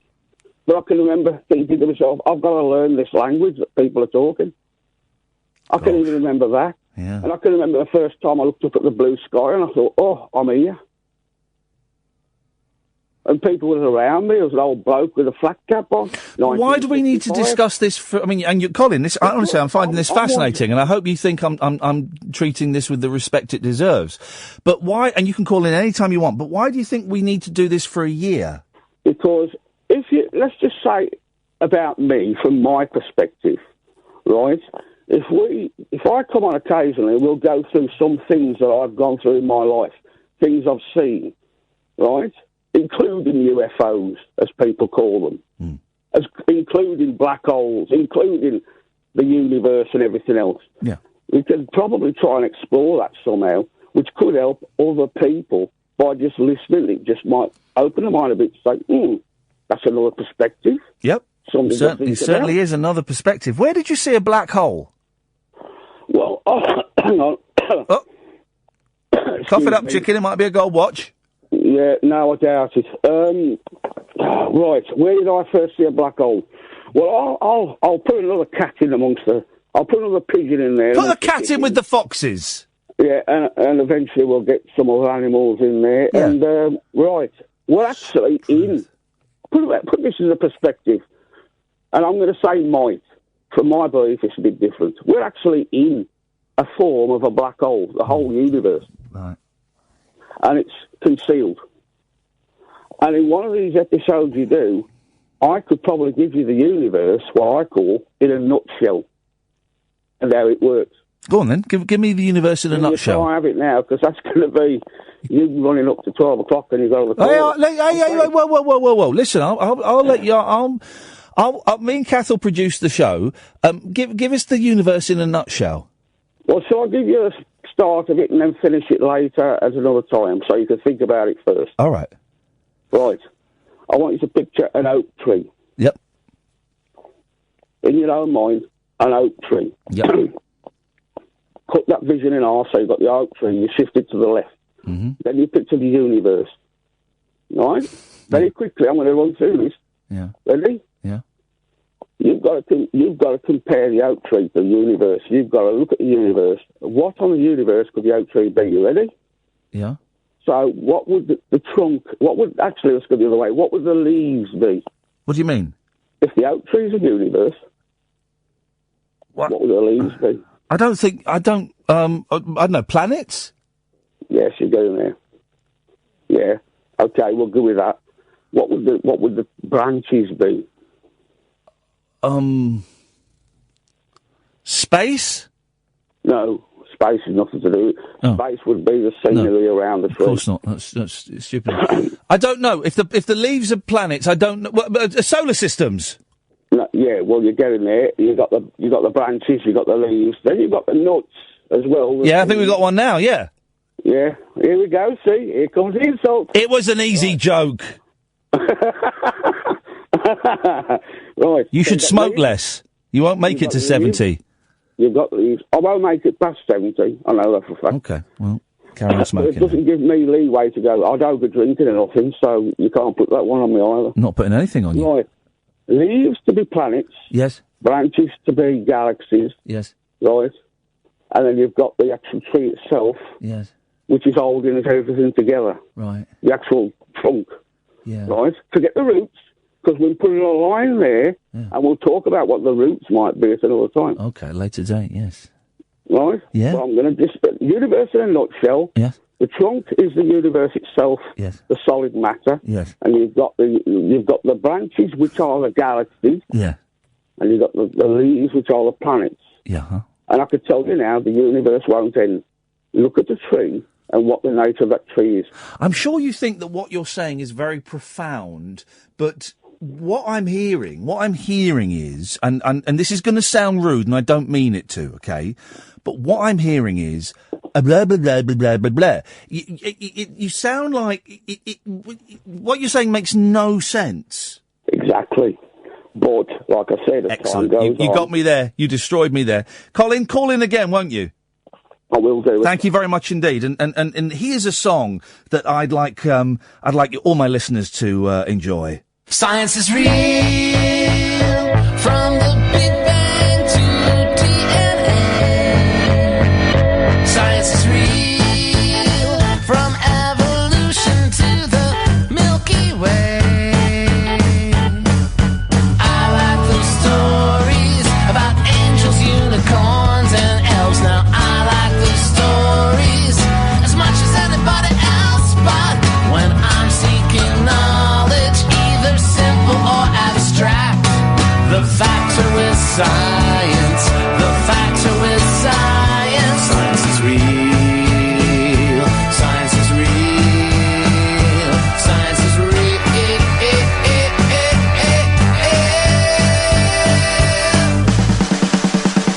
Science is real. From anatomy to geology. Science is real. From astrophysics to biology. A scientific theory isn't just a hunch or guess. It's more like a question that's been put through a lot of tests. And when a theory emerges consistent with the facts, the proof is with science. The truth is with science. Science is real. Science is real. Science is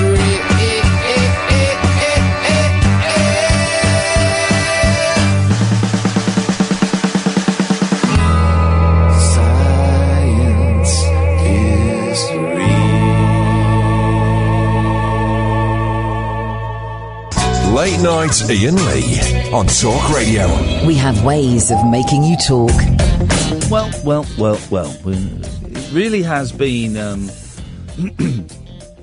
one of those shows, hasn't it? This has been a proper late night radio show, as far as I'm concerned.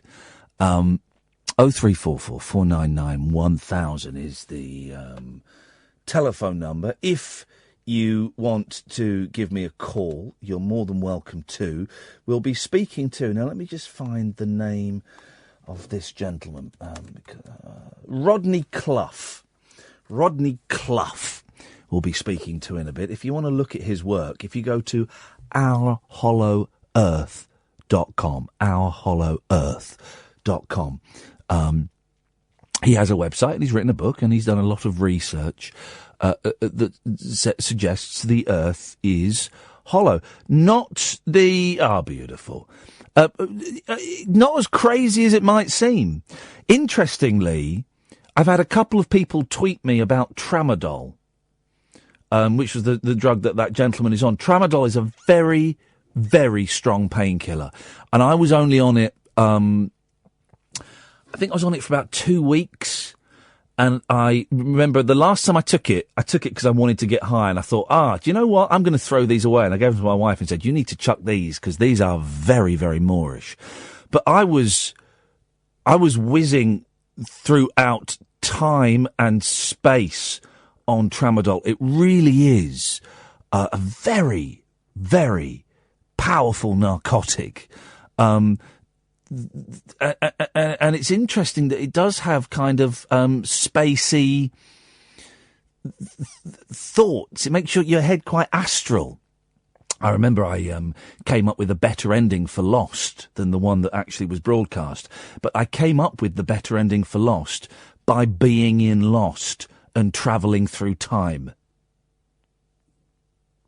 It's a weird old drug.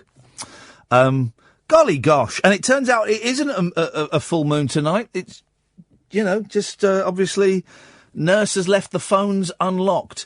Martin, sweetheart. Hello, darling. Hiya. Before I hang up, is it possible I could give you the lad who's been on before me a number of phone? I tell you what, you give Catherine the number. Oh, no, hang on a minute, Catherine. Get on the microphone and tell me why. Hang on a second. Hang on, Martin. Martin wants us to give us his number to the caller from before. What, the previous caller? Yeah. What? Why? Because we share the same eye view on things. I'm not going to do that because we can't really give out swap phone numbers and Well, stuff. there is a station that does that, but I thought maybe you do it. No, well, what station does that? LBC. They don't give out numbers like that. No, they do through the sex, through the sex line. Remote, through the lady who does the answers the phone. The dirty show. Oh, the lady who does the dirty show. No, answers the phone for you. Oh, does she? Martin. Yeah, darling, look. Hang on, just no. 1 second. 1 second. Listen, before you go on. Yeah. There's been something I've been wanting to say to you for quite a while. Do you mind? Do you mind if I say it? Of course you can. Thank you. I live in a flat and I can't speak as fluently as I want to because I met a boy called Frank Mills on September 12th, right here in front of the Waverley. But unfortunately, I lost his address. Okay.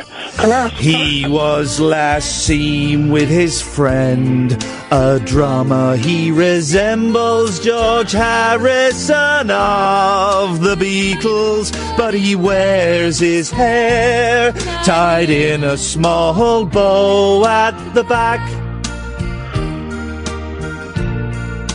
Iain. I love him, but it embarrasses me to walk down the street with him. He lives in Brooklyn somewhere and wears this white crash helmet. He has gold chains on his leather jacket, and on the back are written the names Mary and Mom and Hell's Angels. Yeah. I would gratefully appreciate it if you see him. Tell him I'm in the park with my girlfriend, and please tell him Angela and I don't want the $2 back. Just him.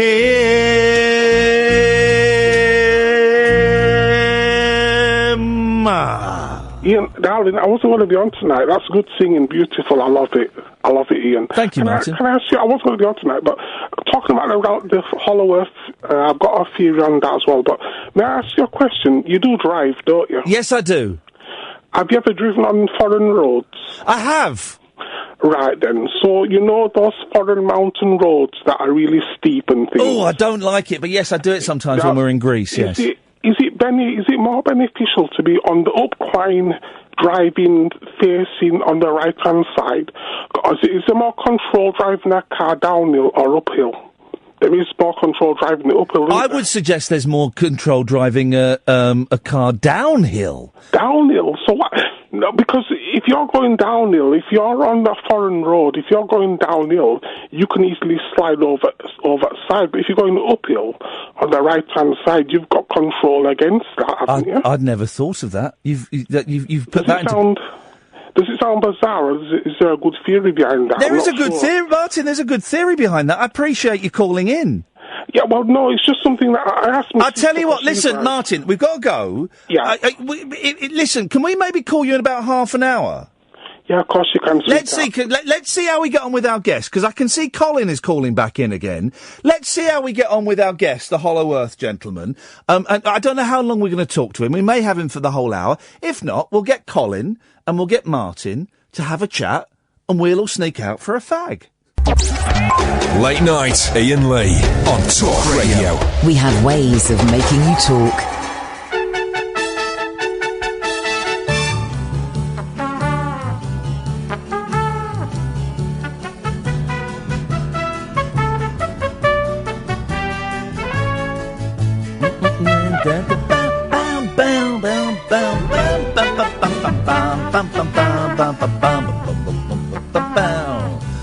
I'm enjoying the show this evening. I hope you are. You can be watching on Periscope, periscope.tv/Iain Lee. You can be listening online, or maybe you've downloaded the Talk Radio smartphone app.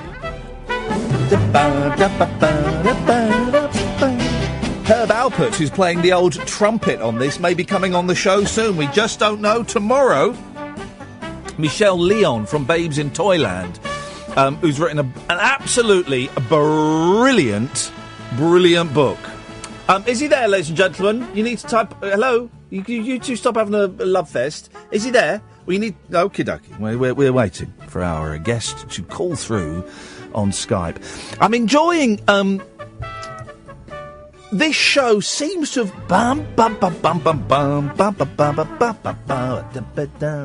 has become a hub for alternate world views. We heard Colin speaking about the universe being a tree.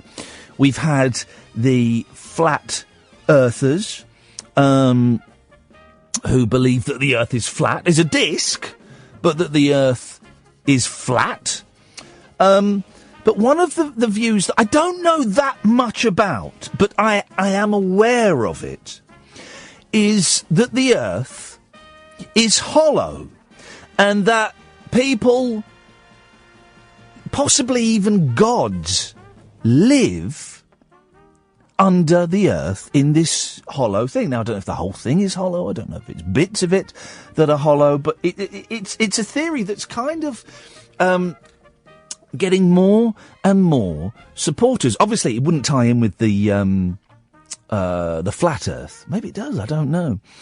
We're trying to contact our guest who runs a website. If you want to have a look at it, it's called OurHollowEarth.com. OurHollowEarth.com. Let me read you the intro from the website. World top secret. Our Earth is hollow. Located at 88.84 degrees north and south latitude are polar openings that lead into the hollow interior of our planet, where the lost 10 tribes of Israel today dwell. In perfect harmony with lifespans equal to those of the Methuselahs of the Bible, whose only desire is to live in peace. Their flying saucers in defence of their country at times are seen on our surface world. They don't come to destroy. They are waiting for us to discover that world peace is the only answer. Not without God, but with him. We must prepare for their return. See the evidence, look at the possibilities, consider those who have gone there, and you will discover truths that have been hidden from the foundation of the world. And I was looking into this last week. There are loads of different groups that believe this, and there is apparently evidence that supports this. People that have found these openings have travelled to the hollow earth, and oh dear God, she's phoning in, and have come back and told us all about it. We're struggling to get our guests on Skype. We always have a problem with Skype here. This studio is set up in such a strange way. Indulge me for 30 seconds. I'm padding. The studio is set up in such a way that we can't call people out on Skype, but people on Skype, we got him on the phone. We're going to go on the phone. Okay, let's without further ado, let's go to North America. Let's go and speak to Rodney Clough. Hi, Rodney. Sorry that we're having some technical issues there, but I think we've got you on the phone. Is that right? Yeah. Beautiful. Hello, Rodney. Can you hear me? Yeah, I can hear you fine. Rodney, great, fantastic. You're speaking to Iain Lee. You're live on Talk Radio now. The Earth is hollow. Tell me how you first became aware that the Earth was hollow. Well, I was 16 years old, and I was working on a farm out in New Mexico, and one evening, one of the boys told me that some of the boys had talked with the farm manager's son, who had just read Raymond Bernard's book, The Hollow Earth, and he told the boys that he thought it would be the ideal place for the Lord to hide the lost 10 tribes, and that really piqued my interest. So it wasn't until years later that I saw an advertisement for Raymond Bernard's book. I set off for it and started studying it, and my concern was if there was enough evidence to support the theory. And the more I studied it, the more evidence I was able to find. And still evidence keeps pouring in. Give us some of the evidence that you found, Rodney, because people claim to have visited this secret opening, haven't they?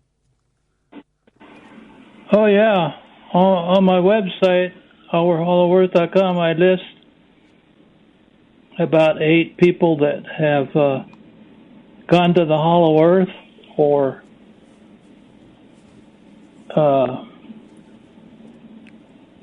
we've heard about them going to the Hollow Earth. At the first, perhaps in history that we learn about is the prophet Enoch. It talks about him a little bit in the Bible, but he actually wrote about 144 books, which we only have like a couple of them left. But in those books, he talks about the earth being hollow and him going there. In the modern age, the most fantastic story we have is the one of Olaf Jensen and his father, who were Norwegian fishermen. Yeah. Who accidentally discovered the North Polar opening in 1829 in search of their chosen ones, of their ancestors, that they had legends of them living up there in the North Countries. And they were up there fishing, and they saw a lead in the ice, and they went exploring to see if they could find something. And they just happened to go right through the North Polar opening. That lead in the ice took them in the right direction. The polar opening that they discovered is located northeast of Franz Joseph Land. And so you know where the opening is? Yeah. Have you been there? No, I have not. No, I was contacted in 2003 by Steve Curry of Provo, Utah, the expedition company. He wanted me to help him put together an expedition. And we sold seats on the Yamal that we were going to charter. We had about 40 or 45 people signed up that had put money down. And he came back from South America in April of 2006 and went in for a checkup, found that he had 6 brain tumors that were unoperable, according to the doctors. Yeah. And by the end of July, he had died on us. Wow. He was our first expedition. And I mean that's a terrible loss. No one else has stepped up to the plate, so to speak, and put forward another expedition. Well, one of the expedition members was Dr. Brooks Agnew, who has a PhD in physics. He offered to be our expedition leader, and he worked several years trying to get money to mount an expedition. Finally, in 2012, he found a company in New York that proposed it to their board of directors, and they approved it as their project for 2013. And in January, he called them up and says it's time to put down a down payment on reserving the Yamal, and the phone sounded disconnected. Oh.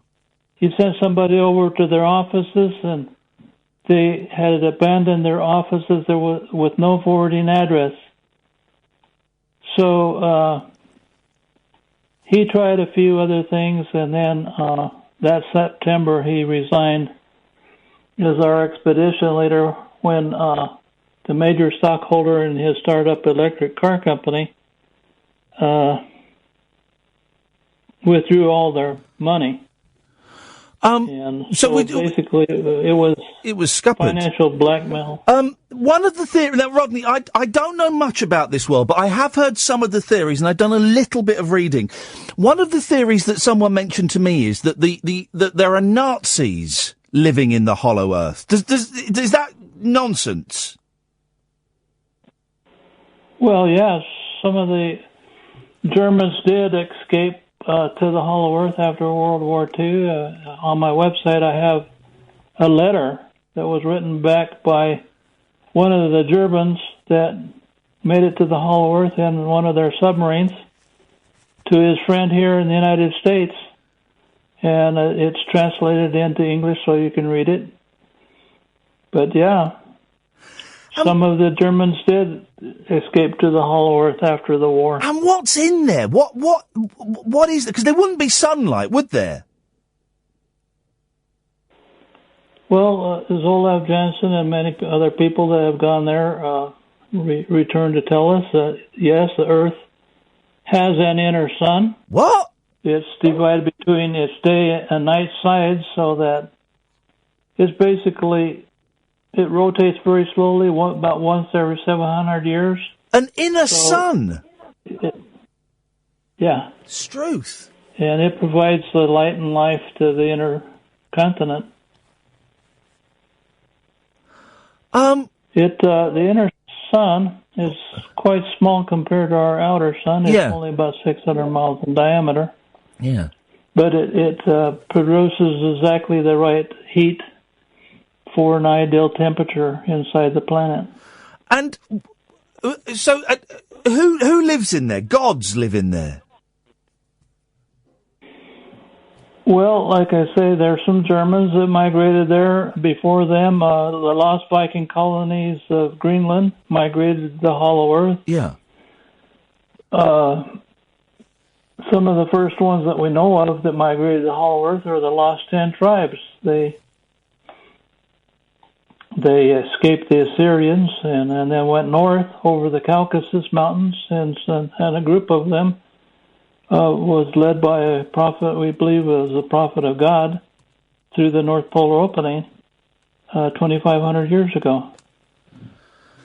And Olaf Janssen said that the people that he met in the Hollow Earth, that their God, they told him their God's name is Jehovah.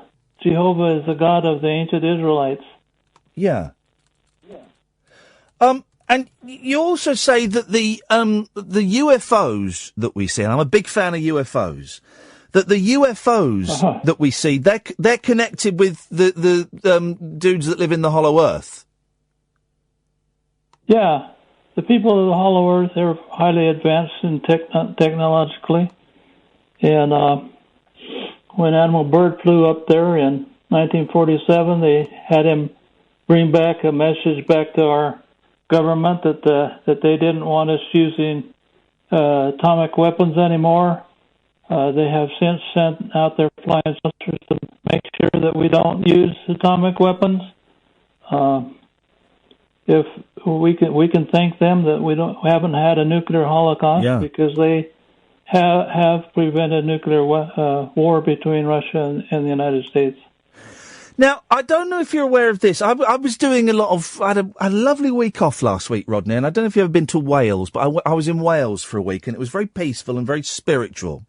And I was looking around on the internet, and I found your website, and I found a few other websites. And are you aware that in August in New York there is a world symposium where Agatha is going to speak to people?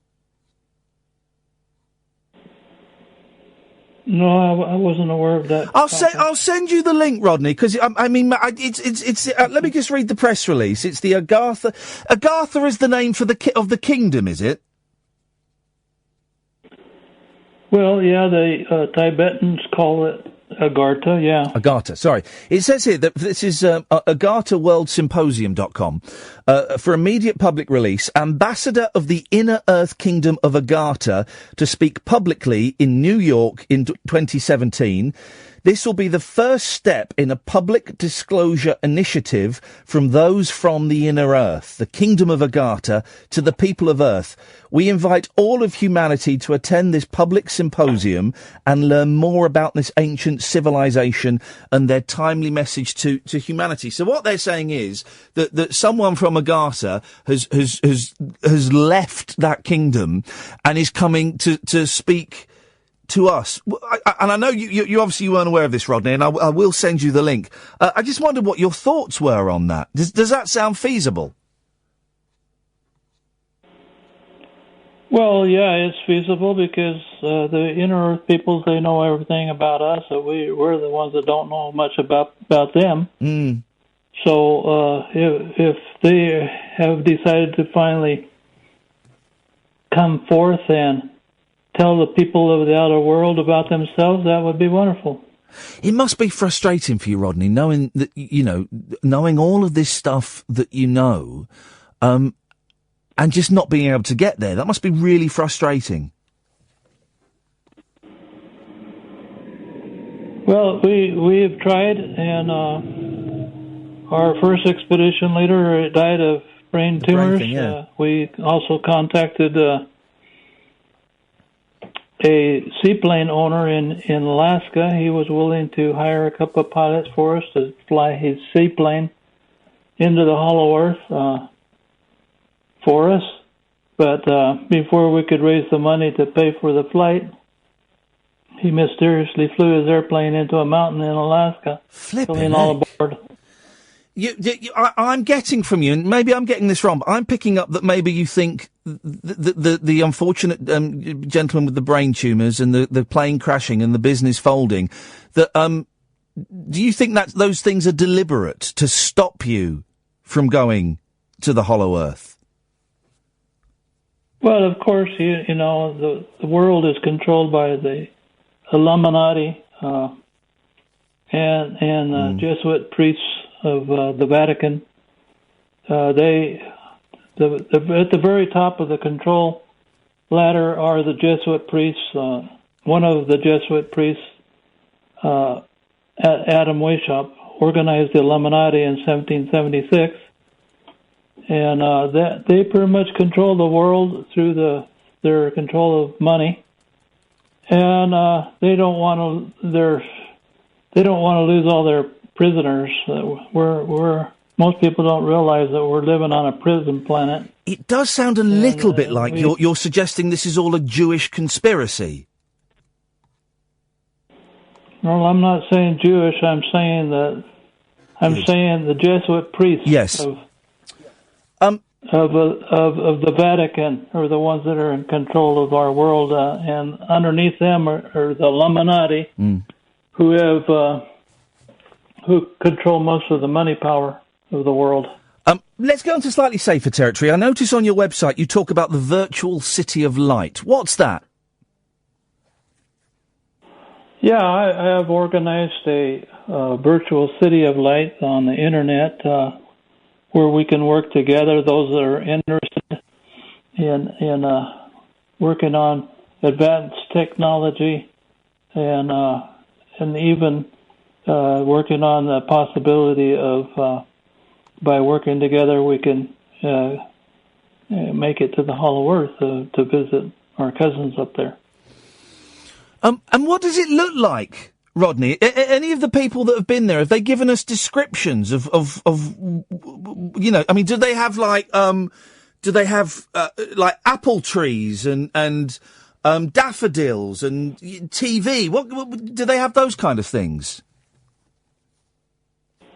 Oh, they have technology is at least 2,500 years more advanced than ours. Yeah, everything in the Hollow Earth grows fantastically.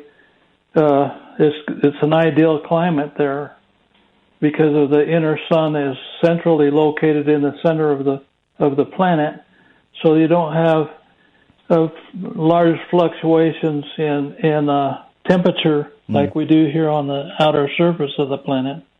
So, yeah, trees grow up to 1,000 feet tall. Apples grow as large as your head. Grapes are as large as oranges. And people live almost, they live tremendously large ages. If they're not killed by an accident or some such thing, they practically live forever. Rodney, they have perfect health. Yeah. Rodney, I was just going to say, you're nuts, you're delusional, you're bonkers. You must have had lots of people over the years throwing those accusations at you. How do you deal with them?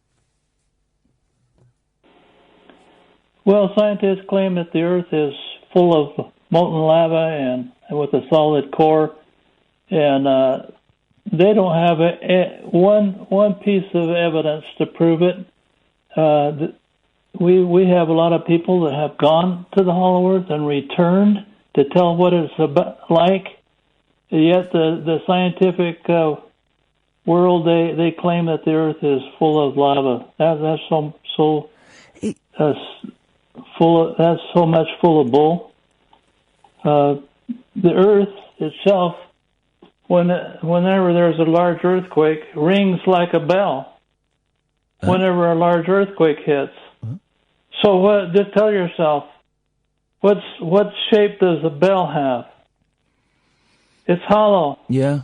Okay. So all the scientific evidence, the true scientific evidence, not the stuff that they make up, supports the Hollow Earth theory. Plus all the people that have been there and come back. And nobody has been to the center of the Earth, of the scientific world, to prove that there's molten lava down there. It's a good point. We do take it just as read and as fact that it is, the core is molten. I mean, we do get, I guess some of the evidence might be volcanoes. When a volcano erupts, lava comes out. Are you saying that that's just below the surface? Well, as explained in the book Edidorpa by an inner Earth guide that took William Morgan to the Hollow Earth in 1827, he explained that the Earth is formed by space dust and space metals originally. This original space dust and metals before the Earth had water added to it. Were pure metals, and several of those substances, when they come in contact with water, spontaneously explode, such as phosphorus, potassium, sodium, magnesium, and sulfur. All of those, when they come in contact with water, spontaneously explode. And so that's what's causing volcanic activity. It's not that the Earth is full of molten lava. It's because the Earth was originally formed from these pure space dust that, when they come in contact with water, spontaneously explode. And the reason why they come in contact with water nowadays is because the Earth is continually expanding and contracting with the tides. The gravitational interaction between the moon and the Earth causes the surface of the planet to rise about a foot and go down that foot every day.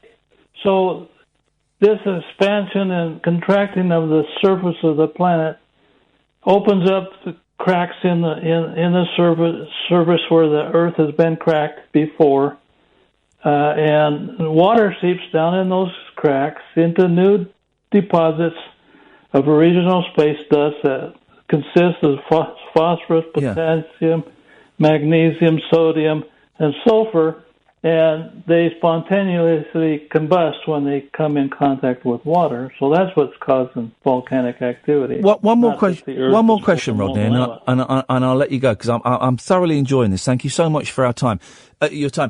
So it's a hole. Is it? Have I got this right? It's to get to the hollow Earth, you go through a hole in the ocean. If I've got that right, why doesn't all the water just go down there and flood it? Because in a hollow planet, the center of gravity is mostly in the shell of the planet. There is a small center of gravity in the inner sun, but because the inner sun only takes up like 1% of the whole mass of the planet, most of the center of gravity is a sphere within the shell of the planet. The planet has a shell that is about 800 miles from the outside to the inner surface. And as you can read in the book Edidorpa, after they ascended down to the center of gravity, they were floating in the air at the center of gravity, which is a sphere. It's that center of gravity is actually 700 miles down. It's closer to the inner surface than the outer surface, as the Inner Earth Guide explained to William Morgan. I've really enjoyed our chat, Rodney, and I really appreciate your time. The website, if people want to come and find out more, and this is where I found you, is ourhollowearth.com. And there's loads of information on there, and also details about your book as well, and all kinds of things for people to have a look at. Rodney Clough, I really appreciate your time and allowing me to pick your brains this evening. Thank you so much. Oh, you're welcome. Thank you for having me on your show. Absolute pleasure, Rodney. We'll speak again, I'm sure. Fascinating. And I'm going to tweet the link to this Agartha World Symposium. Why? Tickets only cost $600. That's the 3-day VIP weekend pass. They do also have press media requests. It's in New York in August. And Catherine and I have been talking about taking the show to New York for a week. Wouldn't that be a good reason to go? If we can get press passes, we're going to go there. I'll tweet that link as well. I enjoyed that. 0344 499 1000 is the telephone number. Your thoughts on that? Or just, it's 12:30 on a Wednesday night, Thursday morning. It's strange forces are afoot this evening. You can call in about anything you fancy. Late Nights with Iain Lee on Talk Radio. Late Night, Iain Lee on Talk Radio. We have ways of making you talk. Well, I did say, if we had time before the end of the show, remember we spoke to Colin, who described the universe as a tree, and we spoke to Martin Sweetheart, who wanted to speak to Colin. Well, we're going to cross the streams. Martin Sweetheart, you're through to Colin. Hiya, darling. Hiya, Colin. Hello, mate. All right. Yeah. Hiya. We share the same interests and views. I mean, do you believe in a hollow earth yourself? Not, well, I've never been there, so I wouldn't want to comment. But what I'd say is I can go partly along with it. I don't think it's fully hollow, but I do think it's got very big hollow chasms inside, which have probably got bases in. In fact, I've got a good feeling there. Well, I have a theory on the Big Bang. Now, I believe, if you imagine a tennis ball being covered by a mirror, and then putting imagine a tennis ball being covered by a mirror, and then putting a shell of a mirror around it. I believe the universe was like a mirror-formed sphere within a sphere, that reflected back on itself and exploded. That's my theory on how the Big Bang got started. Do you have a theory on the Big Bang, or do you believe that the universe is governed by laws that are from a being, a superior being, or do you think the universe is something that happened on its own? What do you feel with the universe? Well, right, let's go with it then. Let's do it. Let's go with it. Come on, guys, we're in. Hey? We're in. Let's do it, Colin. Let's go for it. Well, let's go for it then if you really want to. I don't believe there was a Big Bang. I believe there was many, and I say believe, that sounds like it's a faith, but I feel that it was many, many bangs, many starts up. A bit like what they're saying now. They've changed it, haven't they? They're saying it happened here and there, or it was spontaneously. Yeah. I believe that's more similar. But what it is, it didn't all start at once. As a planet dies, as a sun gets ripped apart by a quasar and sucked in, or a black hole, it's recycled, the matter is churned up, and the matter that the black hole needs, it takes, and then the matter it can't digest, basically, it spurts out like a quasar, the dust goes out and reforms as another star and another planet. Right? Yeah. And that's been going on all the time. And if they want to say what happens when the universe ends, it won't end. It'll just recycle itself and start again. The black holes will eventually all come together, and they'll just churn it out and start again. I believe that the universe will end in a big bounce after the sphere.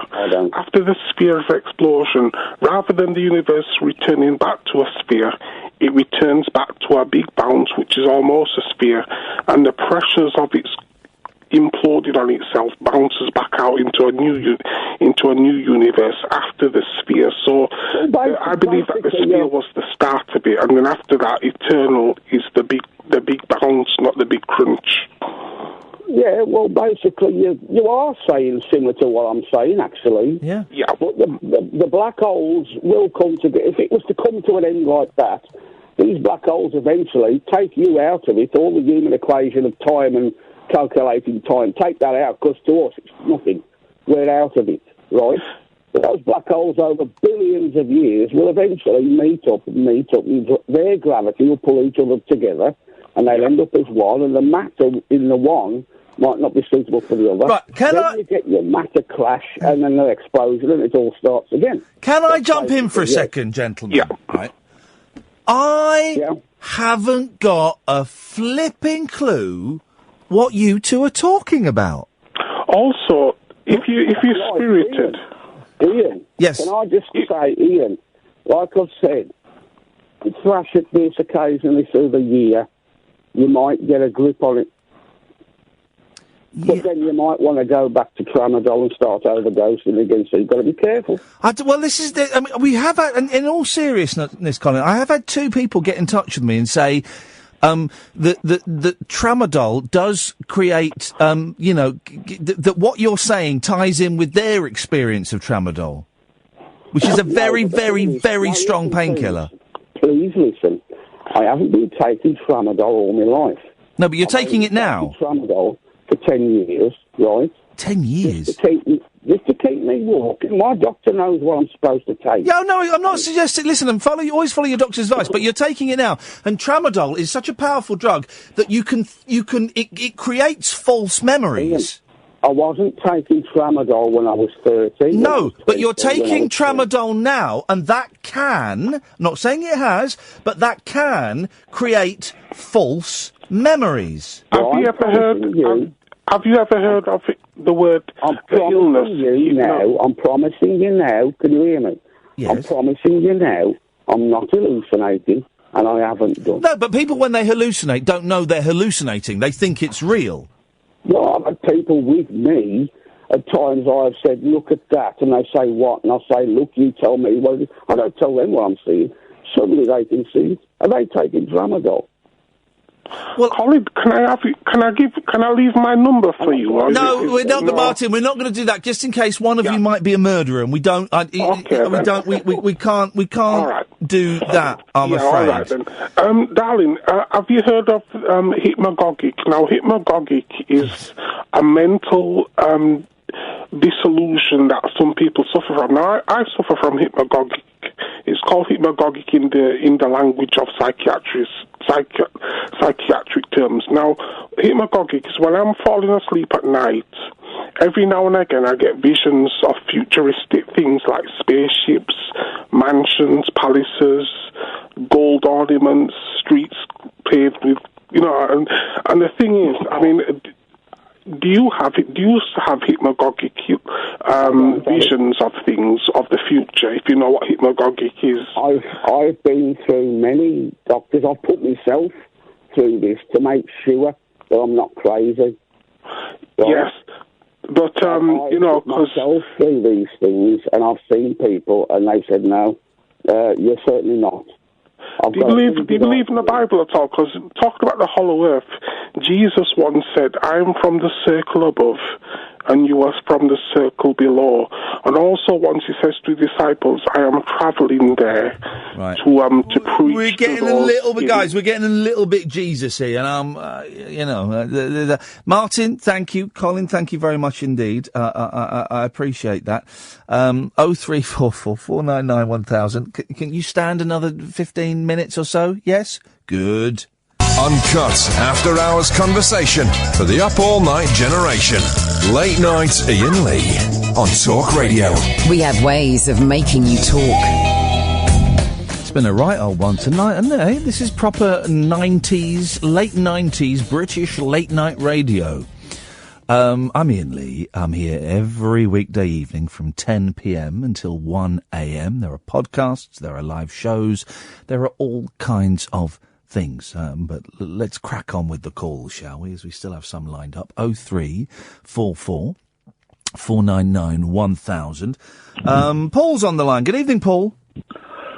Hi, Paul. Hi, Ian. It's Paul from last night from Stoke Poges. Oh, hey, Paul from last night from Stoke Poges.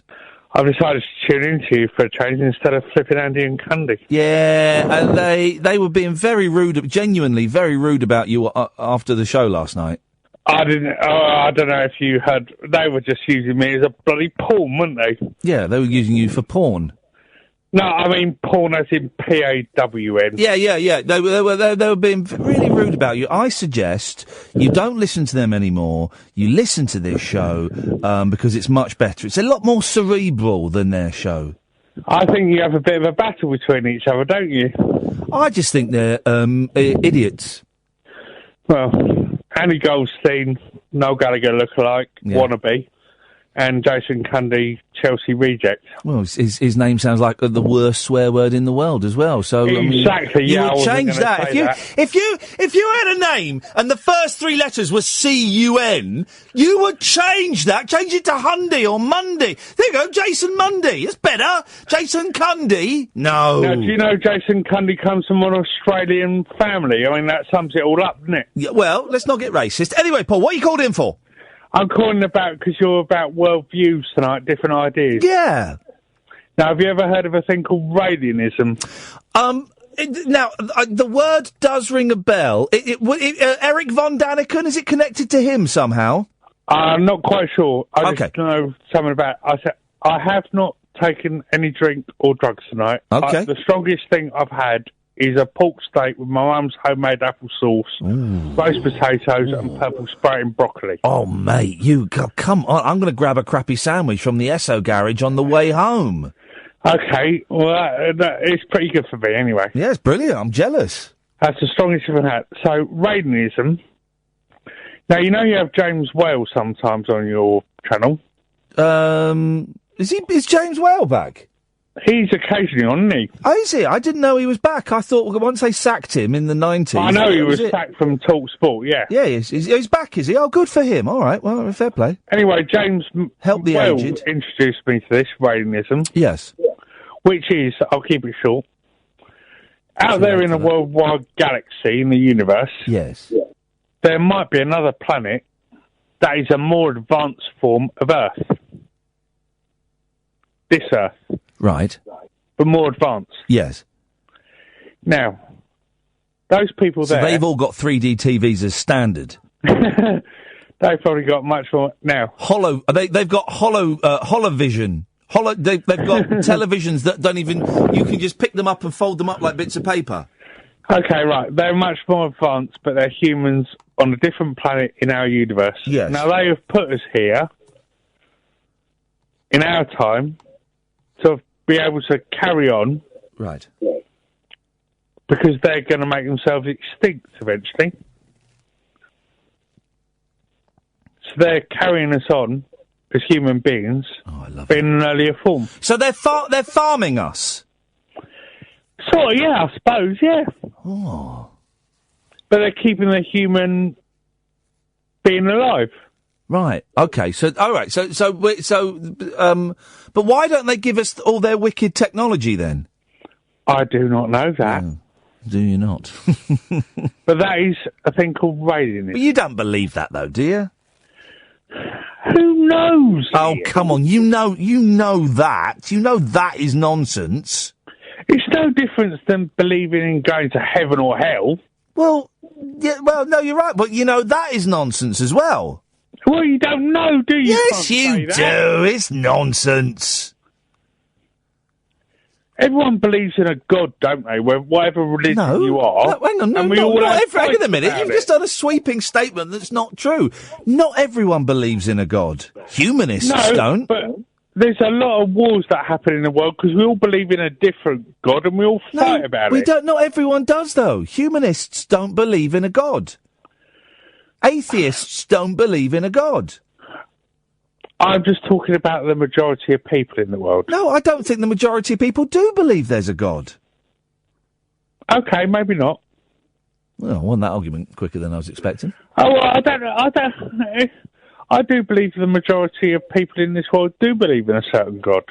And have a faith. That's why there's so many wars about it. No, there's not. You don't get that many wars about faith anymore. It's just about money and oil and stuff. That's what we're all fighting about, isn't it? No, they're all fighting about money and oil. That's what it's about these days. Money is the new god.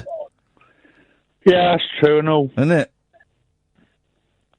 No, I reckon you come here, you're born, you do your stuff, you die, that's it. Oh, okay.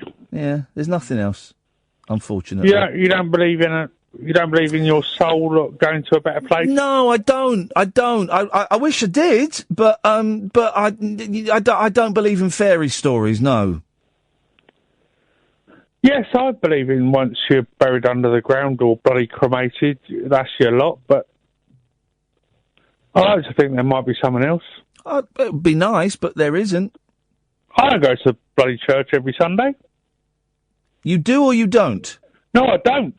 Well, you shouldn't say bloody church either. That's blasphemy. Sorry. That's all right. Paul, listen, I've got to move on because we're coming to the end of the show. Nice to talk to you, mate. I'm glad you've made the switch to us away from those two prunes. Everyone counts. Every pair of ears counts, guys. Well. Let's just take a second to recalibrate our brains in the last 2 minutes, 124 seconds of the show. Strange one tonight, huh? Thank you for everyone. Oh, let's just see who this is. Yes, line 1, you're on the wireless. Oh, they bottled it. Okay. Oh, okay. If they call again, I'll see if I can grab them. But they perhaps they didn't want to speak to me. Sometimes people phone up and they'll speak to Kath. Say, can you tell Iain this? She goes, well, you can go on the air. No, I don't want to go on the air. What? Nah, I don't want to go. Can you tell him? No, it doesn't work like that. Really, it doesn't work like that. Thank you, everyone who came along for the first hour. I really wasn't sure if that was going to work or not. And I'm no clearer on what I am. Maybe you are. Maybe it caused you to have a little think and get some clarity. Or maybe it hasn't, but it's planted a seed that will develop over the coming weeks. Or maybe you thought it was stupid. It's all good. It's all fine. It's all valid. I've got no idea what we'll do tonight at 10 o'clock. We've got Michelle Leon from Babes in Toyland on, which I'm very, very excited about because her book is stupidly good. It's just one of those books. I must remember to bring it in. It's one of those books that's just a joy to read, an easy read. And some people take that as an insult. It's not at all. It really is. And we've got other bits and pieces that we've got coming up. We've got some cracking guests coming up. Don't forget, you can download the podcasts, iTunes, or your usual podcast provider. If you type in Iain Lee and Talk Radio or Iain Lee and Rabbit Hole, you'll get a choice of two very, very different and delicious podcasts. If you've enjoyed the show, spread the word, tell your friends, get them to retune their radios, download the app, and come and join us every weeknight from 10 o'clock on Talk Radio. Talk Radio. Join the Talk Nation. Dial up and Talk Radio. We'll get you talking.